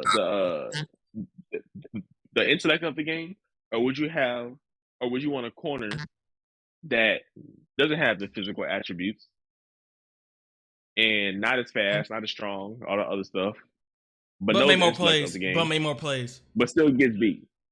I know when I get beat. When I get beat. When I get beat. Oh, when I get beat. When I get beat. Please tell me. If we both getting beat, what is the harder task? Physical or intellectual? First of all, I'm not getting beat. I'm not getting beat. So what are we talking about? I'm not asking you. I'm asking Sam. I said, what is the more the easier task to teach? Intellect or physical? Shit, physicality, really. Intellect takes a lot of time, but if I don't want an intellectual corner. Hold on, but hold on, Mike. This is where I have to side with Dnix on this, because if I want, this is just me, I would prefer a physical corner than a smart corner, because I feel like if you're a smart corner, a smart defensive back, you need to be a safety, because your eyes and your thinking power does not belong that close to the line of scrimmage. You need to be as far as fuck away. That's why you moved your ass to safety. When? Can I play corner? Like for me, I have the speed and the instincts, but I'm better suited in the backfield because I can read the defenses so much better, and I can be an impact player going to where I think the ball is going, opposed to stopping the ball from coming my direction. At the end of the day, right? At the end of the day, right? The mission saying that he's a better cornerback to me is outlandish when I'm the one who taught him how to play corner. I am a better corner. You're a better safety than me. I'm a better corner than you. You're not a better corner, right? You're not a better corner. You're not a better corner. It's okay, Mike. It's okay, You're not a better corner than me. I don't know where it is coming from, but you're not a better corner than me. It's great to be confident, and I respect it. But to say that you, some reason, think you're a better corner than me is outlandish. But back to the main subject. We started off the subject, right? So we'll finish our Would You Rathers, and then we're gonna end the pod because we hit our 2 hour mark. So we'll finish our Would You Rathers, and then we can continue this conversation on another time. God damn it! All right. Or you can make it a segment. You do whatever you want to. The fact's the fact. I'm a better corner. You're a better safety. You're not, but okay. Continue on. Would you rather be a genius and know everything, or be amazing at any activity you try? That's essentially the same thing. Not really. What's the differences? Right? If you're a genius, right, doesn't mean you know how to do it, right? You can be a genius and not know how to do anything. You just know how. You just know about it. Oh, you fucked that one up, Mike. I ain't gonna lie. I was almost with you until you fucked that one up, bro. Take 2. What you mean? how I messed it up? All right, simple. So one is physical and one is mental. You can be the best at everything and not know how to do it. You just are able to get the understanding while doing it. But it does not mean you're retaining the information. Where opposed to you know how to do it step by step, you know the ins and outs, but you might not be able to physically perform the task. Like, for example, defensive coordinators, offensive coordinators know the scheme. Does not mean they can put on pass and do it. Yes. And vice versa. So if I had to pick, I want to know it all. Especially going to who you think the better corner is, me or Mike. I'm picking me every time. It's not the same thing. It's not the same thing. It's not the same thing. It's not. No. So I think Demetrius is boasting himself up to a higher stature than what he actually is. Yes, he was faster than me. Yes, he was kind of stronger than me. But that was all. That's the only 2 attributes. That's the only 2 attributes. Or I guess he could jump a little higher than me. That's the only 2 attributes he had better than me. No, I did. He didn't have better hands than me because nigga couldn't catch. I was stronger. I was faster, stronger, more agile. Yeah, I guess. I get you. I don't think so. I guess. Over times where you had potential picks that you dropped in the game. When? Actually. I only dropped 1 pick. I only dropped 1 pick. I had better hands. I only dropped one I pick, had and it better was hands than you. underthrown. I only dropped one I pick, had- it was I underthrown. had So better please hands stop than you. capping on my name. I had better hands than you. So in every physical attribute, I was I better. see you I'm drop better wide than open passes, Demetri. Why you capping on your name right now? You just capping. I didn't Just say cap. I didn't say I didn't. I didn't say I didn't. But You are not a you consistent had more drop catcher. passes than I do. You If are you not a would have consistent had, catcher. if you would have been able to catch half the picks that you got in your senior season, you probably would have been going from Howard Payne to Bro, time out. to So some first D2 of school. all, I can count the time I've been But targeted you my went senior year. from Time out. you went No. from You got me D2 confused with Michael to Minor. Stingham. You got me confused with Michael Minor because I only got I got what 5 targets throughout my whole senior year. 5 targets Bro, that were the fact actual that you're passes 5'9", that wasn't the fact that that you wasn't 5'9", the fact that you're 5'9" and Michael Minor was 5'6", 5'7", he started over you for the longest period of time. when did he You're start proving over your point. me? When did he start over me? I'm a What lot, are you talking about? When did he start over me? a lot, When? When did he start over me? a few games, When? most of the season, When? You talking about senior year? most of the season. No. Cause see, that's how you know you're not know what you're talking about. Cause me and Minor put on different sides. If anything, Minor and you were switching. Cause You didn't switch with me. You were Minor. Okay, so basically what you're saying is Houston Johnson beat you out for your job. Someone that's shorter. When did Houston beat me out for my job? Cause I started every game. You didn't start every game. Well, What? let me rephrase. You did start every game, but you didn't play majority of the game. What game I didn't play the majority of? Please inform me. What was that? Was it Cleveland? I think it was Cleveland. No, I played the majority of that game because they ended up throwing me into a slot. I can't even remember all those games, but it was a few games that you didn't even play majority of the time. The only one game that they took me, including the game where you thought you had business at the bottom of a fucking fumble pile with a whole bunch of lines. so the game I got hurt. The game I got hurt. The game I got hurt. You count the game I got hurt, and then the game I didn't play. The 2 games I didn't play 2 games. I didn't play this game before last the senior year, and then I got hurt against Martin. Right. And then the other game that Houston started that played more than me was when we played against what's the name? It's 3rd game of the season. And that because I got in trouble because I gave up 2 pass interference calls and he pulled me out. Cool. Mike, relax. Outside of that, this nigga had not started over me. So I'm gonna need you to stop capping on my goddamn name. Mike, at the end of the day, I'm still better than you. No, you're not. Shut up. Back to we get off subject. As a corner. I'm done. Next. Realistically. Next. Mike. Next. I don't want to talk about no more. We're not talking about no more. I'm done. Let me tell you this. I'm gonna tell you something that happened during 7-on-7, right? This was at Lancaster. This was every single team that we played against on our road to the state 7-on-7, right? These niggas would not even tell me the coverage. I would ask them for the coverage. They would not tell me. They said, and I quote, Mike, am I lying? Because I can get GQ on here right now. They would literally tell me, we didn't tell you to play because your only sole job was to lock up the number 1 receiver and follow him around the field. They never did that for you, Mike. You know why you did that? You know why you did that? They told you to sit in the play. You know why? You know why they did that? You want the honest to God true? Because we knew that it was too complicated for you to understand coverages and all that. It was easier just simply put you in man. So that goes back to my point. I knew you were going to say that.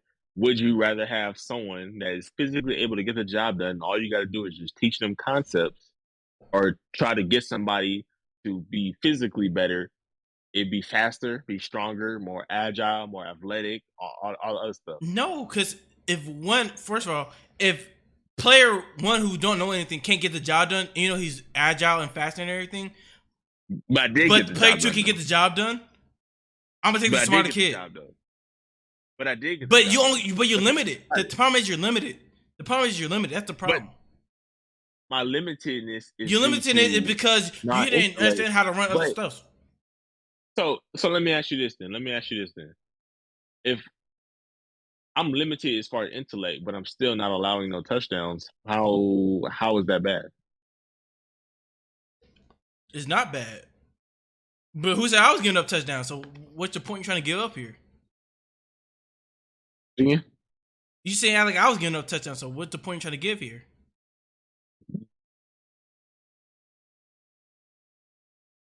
You mute. I can't hear you. I can't hear you. I can't hear you. I think you muted yourself. We can't hear you. Nah, You we can't hear you. Nah. You're like, bro, you're here talking. I can't hear you. Leave your joint back real quick. Can you hear me? We hear you Can you hear me now? Yeah. Yeah. Okay. So basically what I was saying is, so let's use this for example, right? Okay. Me and you, we both didn't give up no touchdowns, right? Mm-hmm. What is easier to work with as far as development? Getting in a film session room and just coaching up mentally, or getting someone into the gym to become faster, stronger, taller, bigger, more agile, jump higher, all those physical things. Again, It's easier to physically develop again, somebody than to mentally develop somebody. I don't think so. Because you can literally show people coverages, But and they be still like, not "This get what you do in it. this situation. They can still This not what you get do in it. that situation. This is what you do in this situation." It's not hard. But It's really no, not so hard. the thing is, right? If I'm picking a dude, right, it's easier to make somebody stronger. Cause literally colleges do it all the time. That's why people get redshirted. Nah, that's not true. Whoa. That's not true. That's not true. That's not true at all. Nah. Actually, I renege. It's easier to teach somebody the scheme than make them strong enough to make that scheme effective. I flip it around. So I'm a Cowboys fan, right? That is dead obvious. Okay, so I see what you're saying.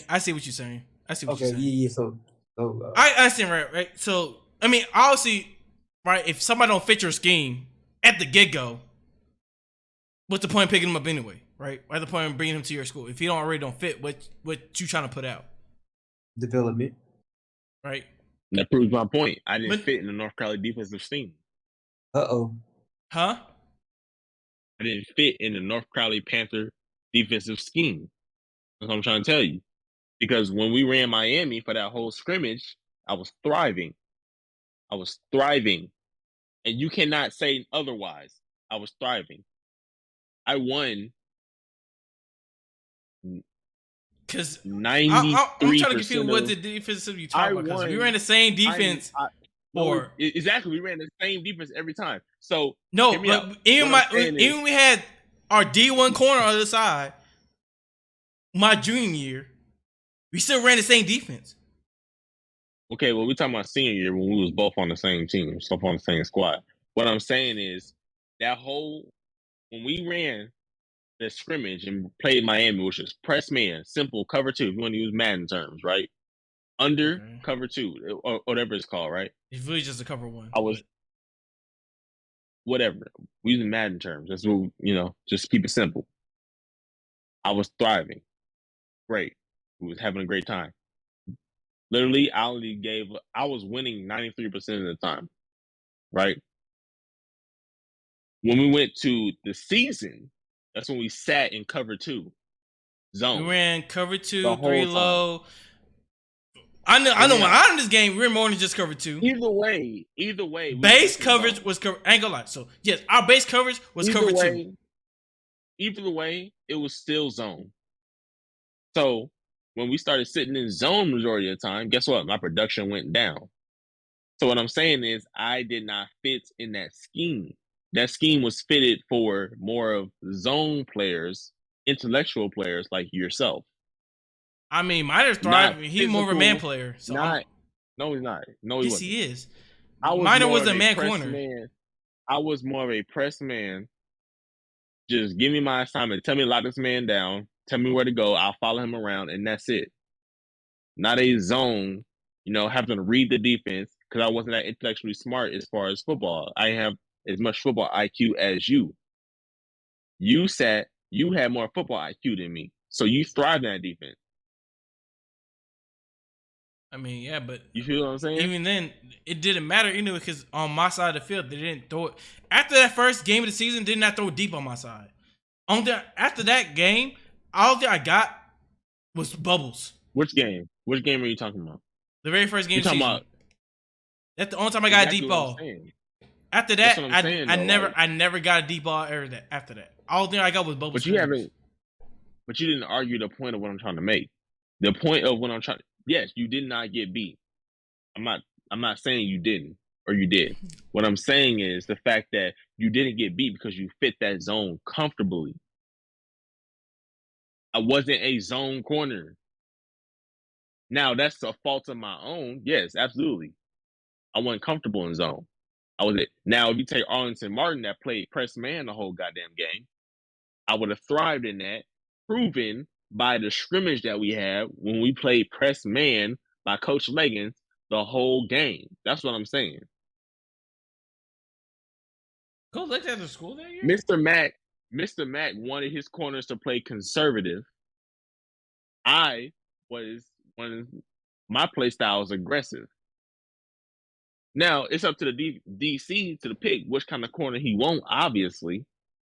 But that's one of the reasons that I did not thrive in that system. Now, is it my fault I didn't get better at zone? Yes, it's my fault I didn't get better at zone.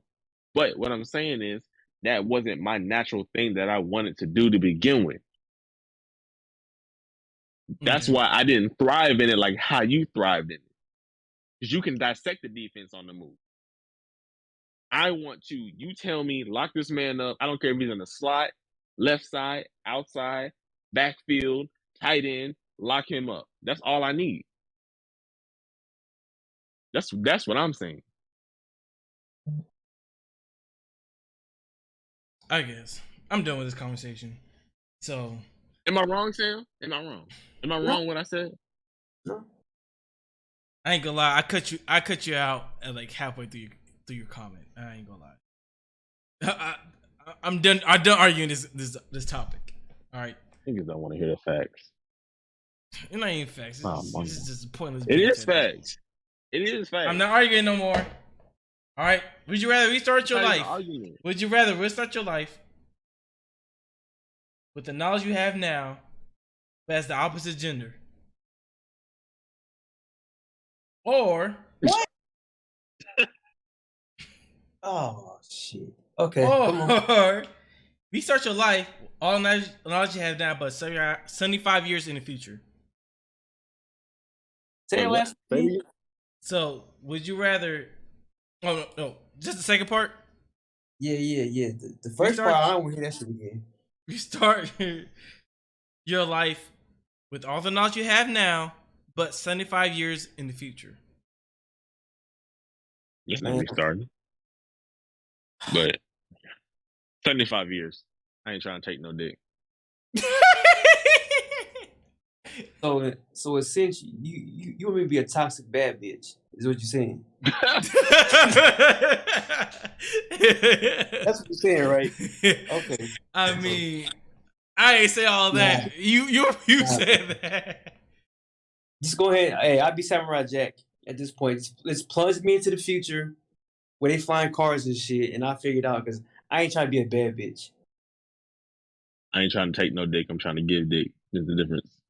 I ain't trying to be sponsored. I don't be a bad bitch. I want a period. That's it. I don't want nothing that females go through. I want to deal with this shit. I don't give a fuck. I ain't trying to deal with that. I ain't trying to wear no dress. I don't want to get my nails done. I ain't trying to cry for random reasons. I don't want to be sitting pretty. I don't none of that shit. I ain't trying to be delusional. Then it's fucked up. It's like all that happens to you, but you got the mind of a male. So now you all fucked up because you want to be tough, but you can't. Nah, you be a tomboy. You be a tomboy. That's all that means. Tomboy is like that's synthetic. How's it synthetic? Being a tomboy is synthetic. Is How? being a synthetic dude. Oh, And okay. it's just like you say like the rough house, all this other stuff. So I hit you too hard. Now you crying. Eh, Like say if we slap boxing, right? It's just like, okay, yeah, I'm a tomboy. I like this and that. Because you know how th- dudes can get. they're not a real Dudes tomboy. start hitting a little too hard. This and that. Blah blah blah. Okay, what's your definition of a tomboy? So I can A address tomboy, it like, correctly. and honestly, most tomboys are country-esque type women. Like they are down dirty. Like they don't mind getting their hand dirty. Huh? Mm. You said dirty. You know what I meant, right? Get their hands dirty. Like they are your mechanics. They're your, Mm. they typically because of manual labor and like doing things that guys typically do. They do, and they typically, a lot of times they grow up around men, Mm. and they probably rough house and they probably fight their brothers or fight their brothers, older siblings, whatever. Those are true tomboy-esque men. But I would push back with this to say that yes, they are tomboys. Yes, they do all those things at the same time. When it comes down to roughhousing, especially with their brothers or friends, a male, okay, so let me ask you this, right? Mhm. Say your sister is a tomboy, right? Mhm. Are you actually gonna go full force with her when it comes down to, like slap boxing? No, Even though she's a tomboy. That's what I'm saying. but that's so. If you talk about young me, probably like young me, like 10, 11 years old, probably. If she That's hit me hard, specific though. if she hits me hard enough, I'm going at her. But Generally speaking, most men have a restraint for females, whether they're a tomboy, dyke, whatever this and that, strictly because just that's how we was brought up. yes, We're raised not to hit women, whether they're a dyke, tomboy, extremely glam, whatever this like and that, Sam. blah blah blah. We're raised that way. Sam, am I wrong? Like, were you not raised that way to understand you understand not to hit women and shit like that? Like, Fuck no. Hell no. I was not raised like that. At all. Not at all. Not at all. Nah. I'm sorry. so they I told you. So they disagree. told you. So Mm-hmm. you was raised to basically. Not, and this is not me saying like Yes. Say it. I'm trying to figure out how to word this because I'm trying to go somewhere with it. All right. So you was raised to basically say that it doesn't matter if it's a boy or a girl. If they hit you in the face, off rip, one punch, you punch them in the face. If it's a girl, you punch them back in the face. Defend yourself. Absolutely. Yeah. Defend yourself. Mm-hmm. Don't. It was more emphasis on don't put your hands on nobody if you want hands put on you. Right. Okay. So I agree. I agree with that. Don't get me wrong. I do. But if you do that, right, even though I think that's fair, if you hit her back, what do you think the court of law is going to say? Depends on what happened. Oh, to me or to my lawyer? Because my lawyer can handle all that shit. He gonna figure that out. No. Not the lawyer. But not the lawyer. Obviously, if you have a good ass lawyer, you can win that case. Right. Most of the time, the average dude can't afford a good ass lawyer like that, right? Mm-hmm. So, in the system where you're just a regular dude, you can afford a regular ass lawyer, an average ass lawyer. The girl hits you, you hit the girl back. I wouldn't say 9, probably. Now that we had the Johnny Depp case, I'll say 7.7 times out of 10, Mm-hmm. the girl is gonna win that case, I agree. right? I agree. So that's what I'm saying when it comes to what you were saying, Mike, that you basically you have to play the game. Basically, you have to play the game. You got to understand, like, we're at a disadvantage to begin with. I mean, So the only I don't thing that we disagree. can do, we the only thing, how so? That's I don't disagree. Oh, you say you don't? Oh, Yeah. okay. So only thing that we can do essentially, it's just leave. If a girl smack you, beat your ass, I'm gonna put my hands on in her. a sense, you can do that. Yeah, you can. But you're gonna be spending. Even if you do win the case, you still lost because you spending thousands of dollars to prove you're innocent. It won't take You know what I'm much. saying? It won't take much. It will though, because If I'm to get a good ass claiming lawyer, self-defense, even if it's self-defense, they're gonna find some angle. They're gonna be like, well, you ain't have to hit her so much. You ain't have to do all this so much. This is. They're gonna find some angle I mean, to still show that you was wrong. So in this case of right, let's say, all right, my girl is whooping my ass, right? Damn. Look, this is just speculation, right? You actually said it all. Right. Good. She whooping my ass, right? Now I put my hands on her back, right? As for self-defense, right? Now she got a couple scars on her, but I got scars on me too, right? Okay. So at this point, right, you're gonna go into the history. All they're gonna do is go check the history of the relationship, right? And they're gonna see who the aggressor is. That's all it is. The problem is, majority of the time, the woman's not the aggressor. Majority of the time. Once they find out who the aggressor is, it's easier said than done.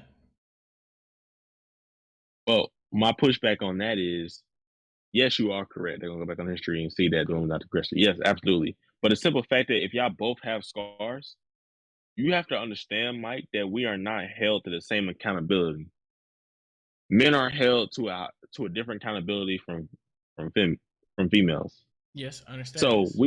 we are known as the naturally bigger, stronger, more rational thinkers, right? So in the court of the law, even though y'all was both fighting, she may even start the shit. The fact that you put your hands on her, knowing that you are superior to her in every physical way, and you think rationally, the court naturally. Plus, you have to think most court hearings are decided by a jury, correct? Yes. Of random people. Mm-hmm. So therefore, it's going to be females in that jury most of the time. So therefore, what's going to happen? The females are going to be like, oh no, he put a hand on a woman. This is blah, blah, blah, generally speaking. Mm-hmm. And this is it, right? Yeah. Dudes might push back, but eventually they're going to cave in because dudes are going to get tired of just like, fuck, I'm tired of this shit. You know what I'm saying? Go home. Niggas gonna want to go home. Exactly.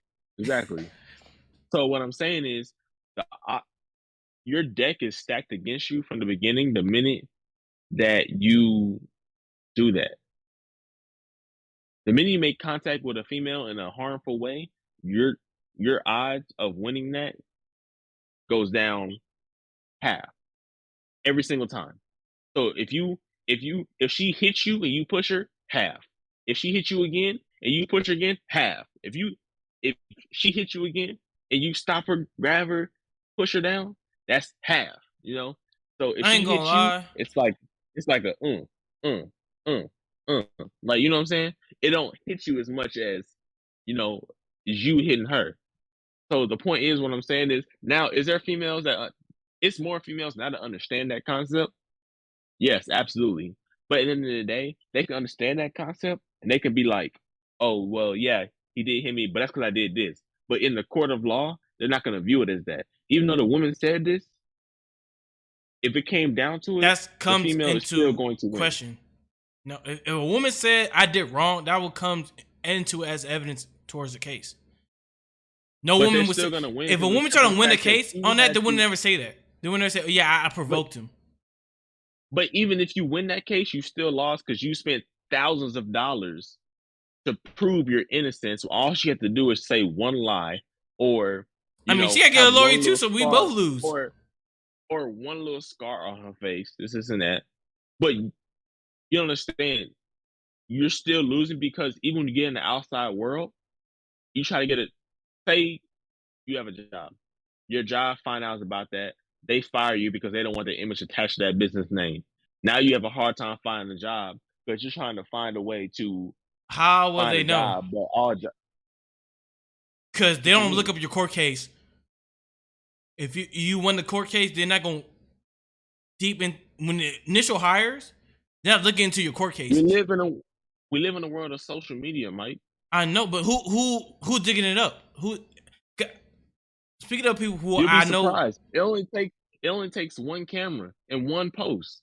Then get reposted and reposted and reposted and reposted and reposted and reposted and reposted and reposted. I mean, if I'm a regular person, There's a whole bunch of regular persons on Twitter and and how TikTok, often do I see it? and they still get reposted. And how often do you see this? Because like I ain't But gonna you're lie. taking the Because only time I see like domestic abuse problems and when the female puts it out, and then that side You're of the taking- community pushes that narrative. I never you're see it to where taking you're taking a game of chance at that point. Not to say that it can't happen. It can happen, like how you're saying, but you're taking a game of chance at that point. You're chancing at the fact that you're hoping that no one's recording or it doesn't get out. Yes, you're a regular person, which is it lowers the risk of it, but it still takes that one camera. That's what I'm saying. I mean, yeah, we should wait for shit to die down. If that's the case. Shit like that don't die down though. That's what I'm trying Yes, to tell it you. do. It doesn't. It does. Unless you're a celeb, that shit dies down. It That's doesn't it. because if you What normal person Right. you know that get posted on Twitter about a situation of domestic abuse, and you still remember to this day? it doesn't matter about me. What I'm saying is This is an example. if- At the end of the day, it's an example. I get what you're saying, but what I'm saying is it doesn't matter about me, the average person that doesn't know that person. What it comes down to is when you're trying to get a job, you're trying to get an apartment, you're trying to do something for yourself. You're trying to be an entrepreneur, trying to make business decisions, trying to make deals with people. They don't want to make deals with you because they know you from this little Twitter video or this and that. That's what I'm trying to say. Okay, let's say that. All right, so for example, right, let's say somebody. I'm an entrepreneur, right? I got a product. I'm trying to sell it to, let's say, Walmart, so they can put it on the shelves, right?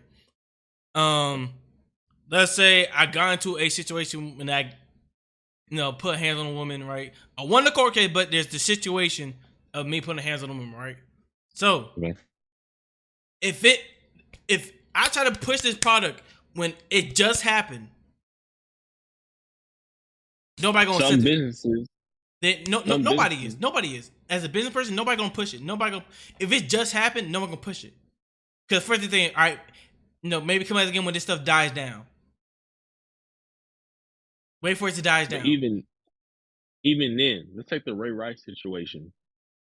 Ray Rice did great things in the league. What is he known for? Domestic violence. But he didn't win that court case. So He didn't win a court case, but you see how many years later that happened? Like, he's still known for that. Like Adrian Peterson, let's take him. Greatest running back, damn near almost of all time, right? yeah. And got put in the news for, I'll just say, whooping his child. People literally. I ain't gonna only know look. him You for forgot that. about that. People, I ain't gonna people, you forgot. people that I've talked to, they don't forget that. Yes, they know that he's great, one of the great running backs, but that's a stain on him because people will never forget that. You know what I'm saying? But even then, who's this another man still example? get deals done. So I'm But like I said, the initial hype of it, perception the to initial people- hype of it, I can understand, right? Of the situation, yes, you will not be able to get nothing done. But to say that you won't be able to get a job or you won't be able to put certain things, Ray Rice. that's what I said. But Ray Rice disappeared from the world. We don't know what he's doing right now. If someone can You find know out what why? he's doing right now, Because he can't be in a world like that because of what the image is of him now. we complain, but he literally got accused of and he got charged guilty for it. We talking about someone who I was understand innocent from the situation. But it doesn't matter. It's the same thing. The simple fact that even if you got proved innocent, it's still gonna be okay. Let's take a different direction. If you're trying to date a female Mm-hmm. and you got accused of domestic violence, even though you got proved innocent, that female is still going to be cautious around you for a long ass time because she gonna think, well, what got you in a situation to begin with? Even though you may have did nothing, it doesn't matter. She's not gonna believe you. She's gonna believe what the masters say. She's gonna believe what the court say. She's gonna believe what they say. She's not gonna believe what you say. Now, is there that 1%? Yes, there is. But what I'm saying, majority of the I'm not time, even saying it's gonna 1%. be hard. Why you talk to a It's gonna person be who will hard believe the masses before they believe what I gotta say? Why am I talking to you in the because first place? that 1% That's is not a very 1%. hard to. You don't. That's You not a don't know. 1%. You don't know. You don't know who that 1% is, Mike. That's what I'm saying. So every time you How's talk to a that? girl, you don't know. You don't know what she's thinking. You don't know. I understand that, but actions speak louder than words. You can say what you want. If you don't trust me, it gonna show through your actions. Females are very good at hiding their shit. Females are like fucking elite at that shit. Man, look, they're What are not you talking elite. about? Motherfuckers are oblivious. It be right in front of their faces, and motherfuckers just ignore it. That's really what it is. No. Literally, if females really wanted to, they can keep you on the side and have 3 other niggas you would never know. I promise you. No, you would know. Niggas don't pay attention to shit. The signs are there. Niggas don't pay attention to shit. If you got 3 other dudes, there's something that she's doing that doesn't add up. If she got 3 other dudes she talks to and she mess with, and I'm supposed to be her main, something that adding up. Mike, you talking to someone that doesn't even like the mindset of females and how they process shit, and I'm telling you, females are elite at playing the game. They are elite. People are just really good car salesmen, and that's all it is. It's just, bro.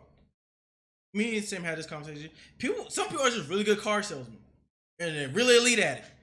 They can sell you a pretty cheap ass car, and motherfuckers believe it. Motherfuckers is oblivious. Motherfuckers really just be oblivious to certain things. It be right in front of their face. They can get, if I can sell you this trash ass car, but you don't ask the right questions to make sure I don't sell this trash ass car. Who fault is it? It's on you. Like, let me tell you, females are already thinking 16 steps ahead of you before you even think about the first step. If that what you want to believe, sure. That's the truth. That is Like, the truth. it's simple facts. Like, We're Mike, more you're primal. talking. They're more cerebral, bro. Females think about things that we don't think about. For example, like maybe I said a few podcasts ago, I'm like, Dnix, your problem is that the females you attract the wrong ones because of how you perceive the world, right? But to a woman, she would pick him because one, if all fails, at least my son will be athletic, he'll be strong, and he'll just have all my features. She's thinking about the dating pool and all these other things that he's not even thinking about. He's thinking about getting his nut off and possibly going to sleep with some shit. But they are always steps ahead of us. Like, for example, the game started with females, bro. Like all the seducers, all the all-time greatest seducers were always women. Cleopatra, Marilyn Monroe, the list goes on and on. Pamela Anderson, they was all females. We are just now catching up as a species of men to what women's been doing for the last forever, them. Yes. Right? I would disagree with that too a little bit because at the end of the day, you gotta understand that all great nations started by men. But keep going. Right. Yeah, I mean, all great nation. I'm saying all the greatest seducers of all time, like the sex symbols. Oh, seduced. Okay, my bad. I didn't hear that part. My bad. Yeah, seducers. They've always been females, because the game itself was created by women. The way how to attract and be seductive, that's all feminine. That's all came from females. We just caught on to it and flipped the script slightly, but we can't beat what we don't understand as well as they do. All we can do is adapt. Yeah. So yeah, in a sense, women are always going to be a step ahead of us. They just don't tell you. They are. They always think about shit. Like, oh yeah, what if me and him don't work out? That's why they always got multiple people on the sideline waiting. We don't. We gotta give up all our hoes. She don't. All her hoes wait. Facts. Years. Facts. It's more likely for a dude to sit there and wait years for a woman or a female than it is for a female to wait for a man. Yeah. Because they naturally have options. We have to go find those options. Right. Like, no bullshit. I said this yesterday to a chick. I said, imagine a bullfrog that's cross-eyed. Now make that a human female, right? She might be the ugliest thing to you, but I guarantee you, if you go through her DMs, there's a bunch of dudes trying to run some dick off in her. Now you can't say the same thing if that was a guy. He is struggling. It's a desert in a DM, bro. Ain't nobody trying to touch that. Shit, you could be a Like pretty that. looking guy, you should still be a desert. Right. But Let me see, tell you this. I got into it with this female, and I'm just like, literally, I said, you literally have such pretty girl privilege, you can't even see the benefits from what you have. You're so focused on the fact that 3 girls are trying to talk to me that you can't even see the fact that your DMs is literally full of niggas that's literally willing to fly out to see you, literally willing to pay for you to go on vacations, literally willing to pay your bills, literally willing to spend hundreds of dollars on you, who do the all fuck? this other stuff. I don't know. But it's just like females get so caught up in the 1 to 2 females that's willing to talk to you that they can't even. They literally are so used to that shit that they can't even acknowledge it. And it's just like that's what I'm trying to tell you, Mike. Like females operate different. They don't see the things like what you see. They've already been through this. For the 5 girls that you talked to in like a year, they probably have entertained probably about 100. So Okay. naturally, they're already better at the game than you are. You have to adapt to them. You have to outsmart them. You have to literally be able to be a DB for dating. You have to predict the route before it happens.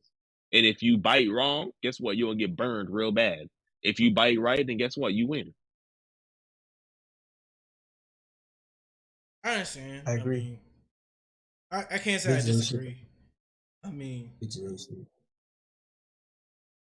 but to me, I think it's just observation. I think men, we don't observe our females enough to see what's That's really why going women on. stay ahead of us. Listen, everything you can list that we don't do, they already doing that shit, bro. I understand that. They, About I say cars, there's basically car salesmen.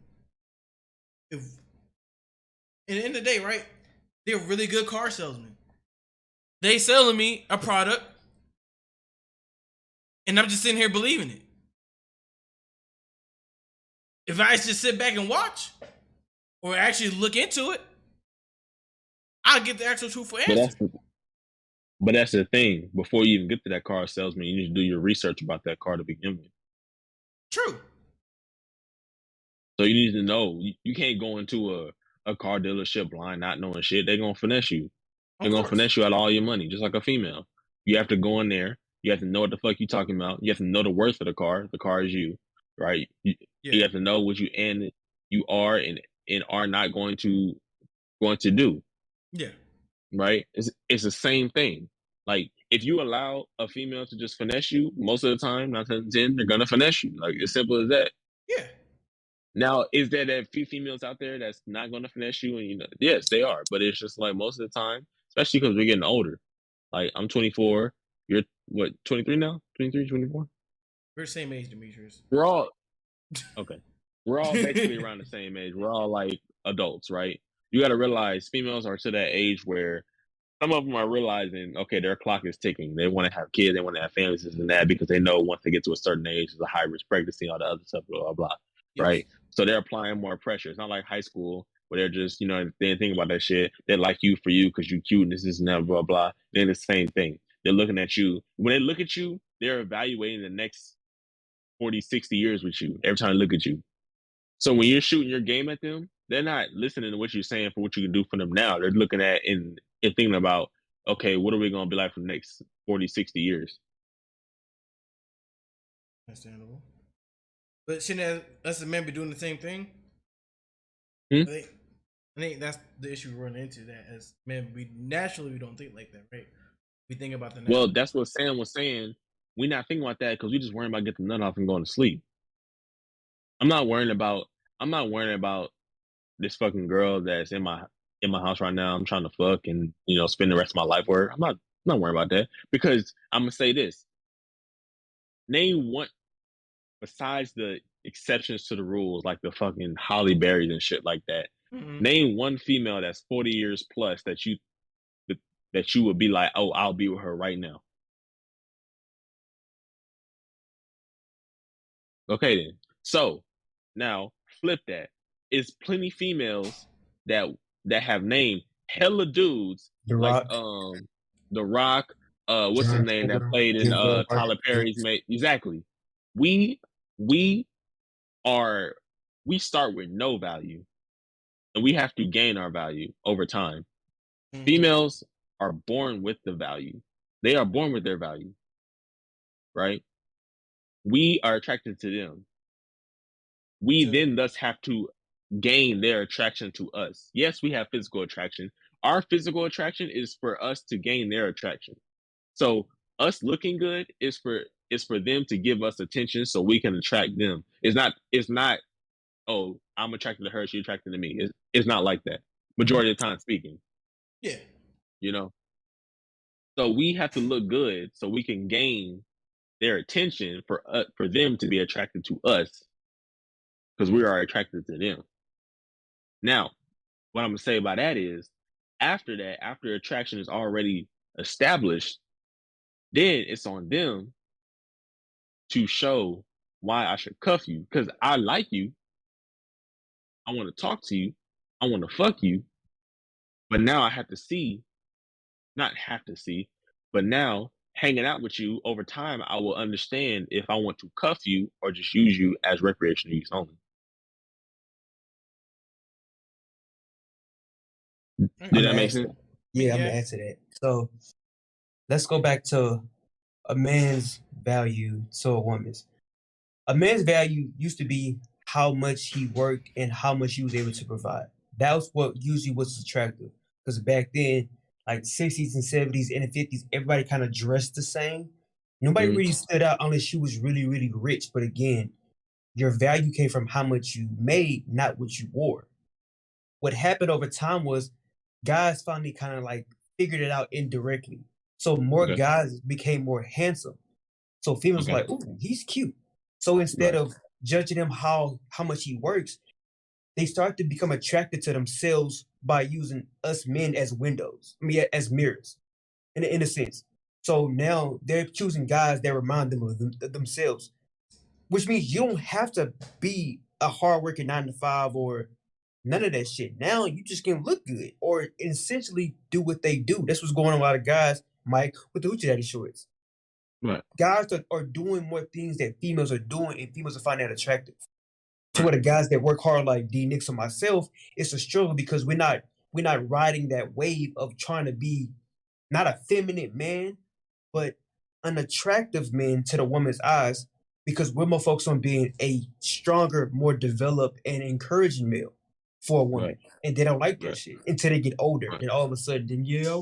But anyways, but yeah. I feel attacked. This You think I'm a hardworking man, Sam? Hey, them shorts, man, I can't do it, bro. Maybe a Bro, bed. look. Bro, it's just, that's just a fashion trend. It's a That's fad, all. right?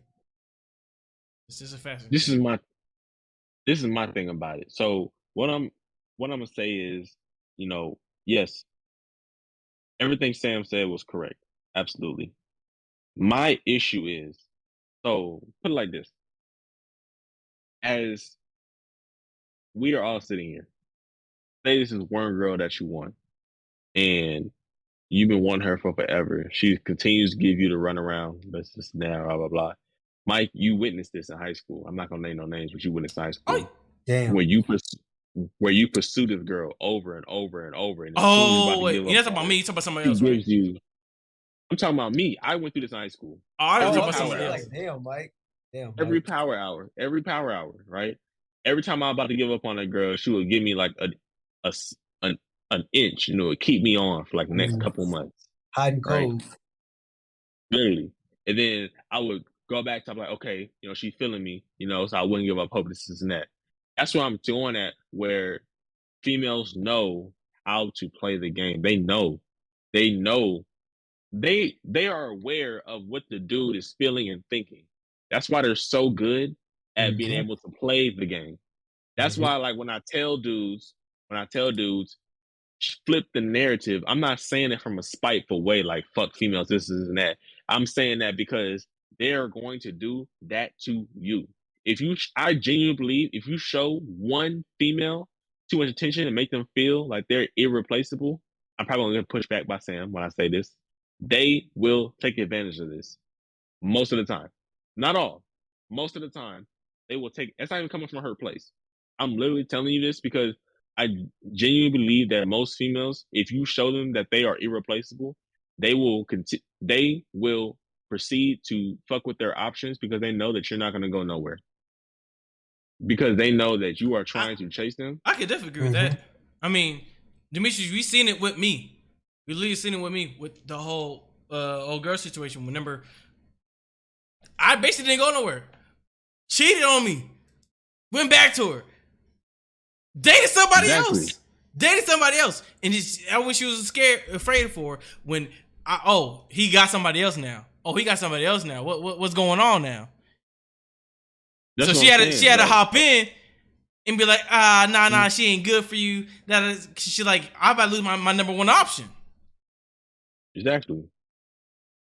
So what I'm saying is, the simple fact is, you have to make them know that you're not my only choice, but you still at the same time make them feel like they're important. So for dudes, it's a very hard line to straddle.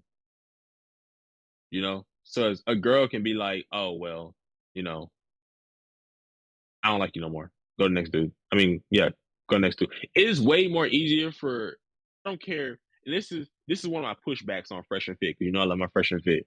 I feel as if it is way more easier if we talk about the average dude. Obviously, if it's 1%, like the millionaires, like that is different. It is way more easier for a female to replace a dude than it is for a dude to replace a female, because we have to put in way more work to find a female than it is for a female to find a dude. A female can literally go sit down on a bench in a random ass park, and some dudes are gonna come up to her. If my black ass go sit down on the bench, guess what?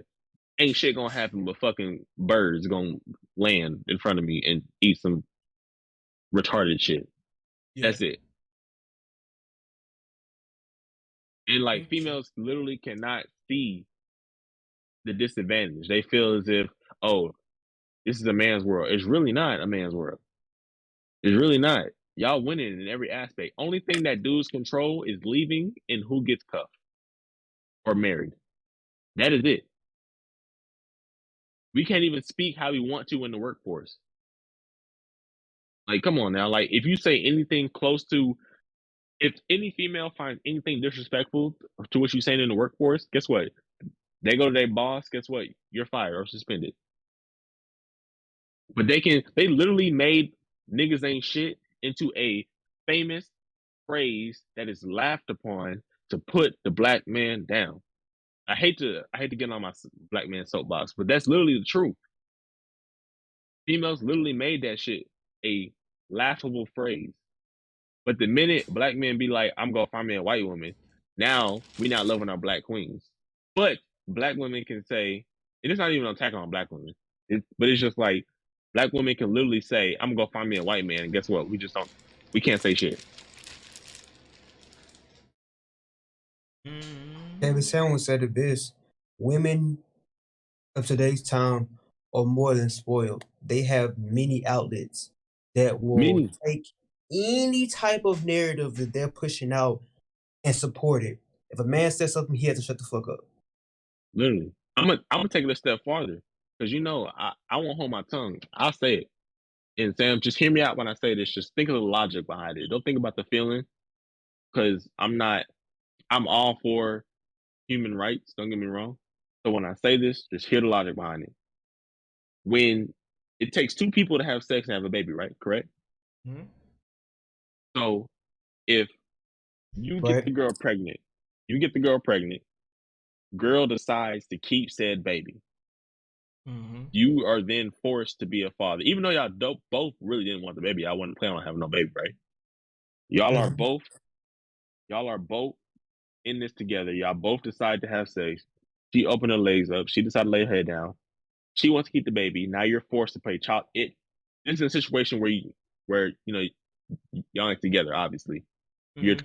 You're forced to pay child support. If you don't pay the child support, you get too far behind. You get your garnishes.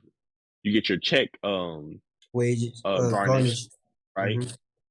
So then you're not making as much money. Then you're asked out. You can't afford to stay nowhere.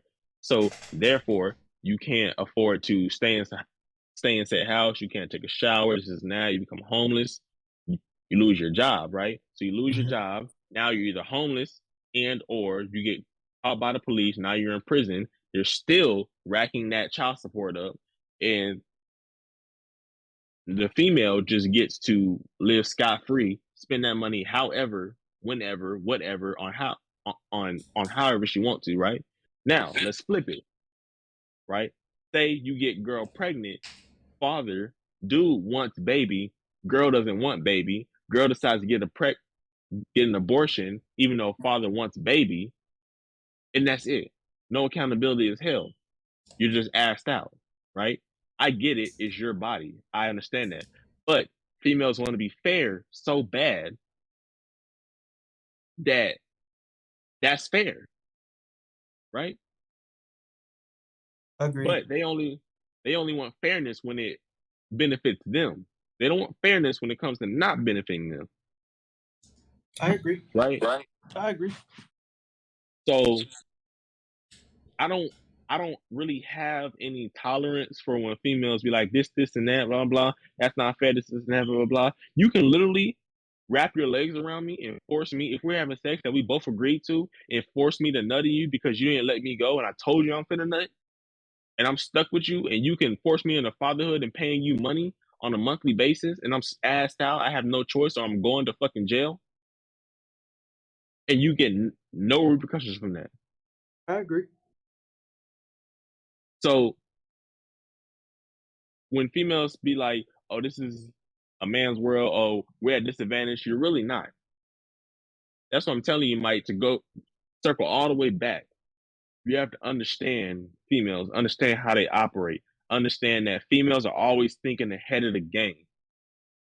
Either they're thinking, not all females, but if it's a female that's just not on shit, it's always a motive behind it. Yes, there's those humble females. Yes, there's the great females, but those are less than the females that's out there trying to have a motive.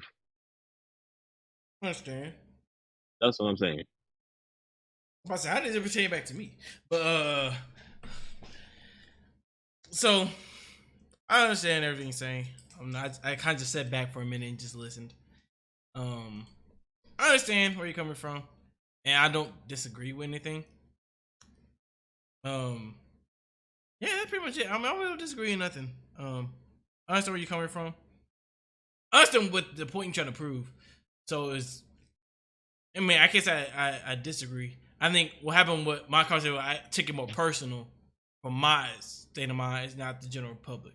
So, Well, the thing is, with the personal conversations, like I, I- I've been there for all your personal situations, yeah, so I highly respect it. But it's just like it. It doesn't really matter when it you comes to got the a phone call. masses. You know, it doesn't really matter when it comes to the masses. Mm-hmm. The masses is more so that's how it goes, Yeah, I'm saying like and you just got to deal with it. I said I think I took it more personal than think about the mass majority. So, This is what but I'm saying. this is a good pod. We hit 3 hours now, my boy. We hit 3 hours on this pod. So I'm gonna close it out. Right, Joe, you want something to say before I close out? You had yourself muted this whole time. Yeah, I want to say that you a bitch. That nigga been on here the whole time. He been here for like the past 20 minutes. And fuck you, Joe. Yeah, I got here 20 minutes. Yeah, I got here 20 Big minutes. fat nipple bitch. I'm sorry, bro. Built like a damn Okay. sport. But we're gonna see our conversation offline because we got some stuff I want to talk about. Nigga Joe built like a bowl. So Come thank on, bro. everybody for tuning in to Talk on the Lens. Joe, you want to show your kids off real quick? Hey, little ones. Thank you everybody for tuning in to today's episode. I'm your host, that boy Mike, aka Lens Mickes. And make sure to join the Discord. Don't forget that, join the motherfucking Discord. All right. And this episode will be live on all streaming platforms within the next 3 to 4 business days. Business days. Yes. Depending on how busy I am. Depends how busy I am with other things. It depends how long Then it you work takes. 2 hours a day. I said, what other thing? I didn't say work. I said other things. Do other things besides work, Demetrius. Thank you very much. All right. You know, shit and eat. Yeah, more than just that. All right, dickhead. Cause I know you ain't getting no play that tiny ass twin size bed. Yeah. But thank y'all for tuning into this episode, and I'll talk to y'all later.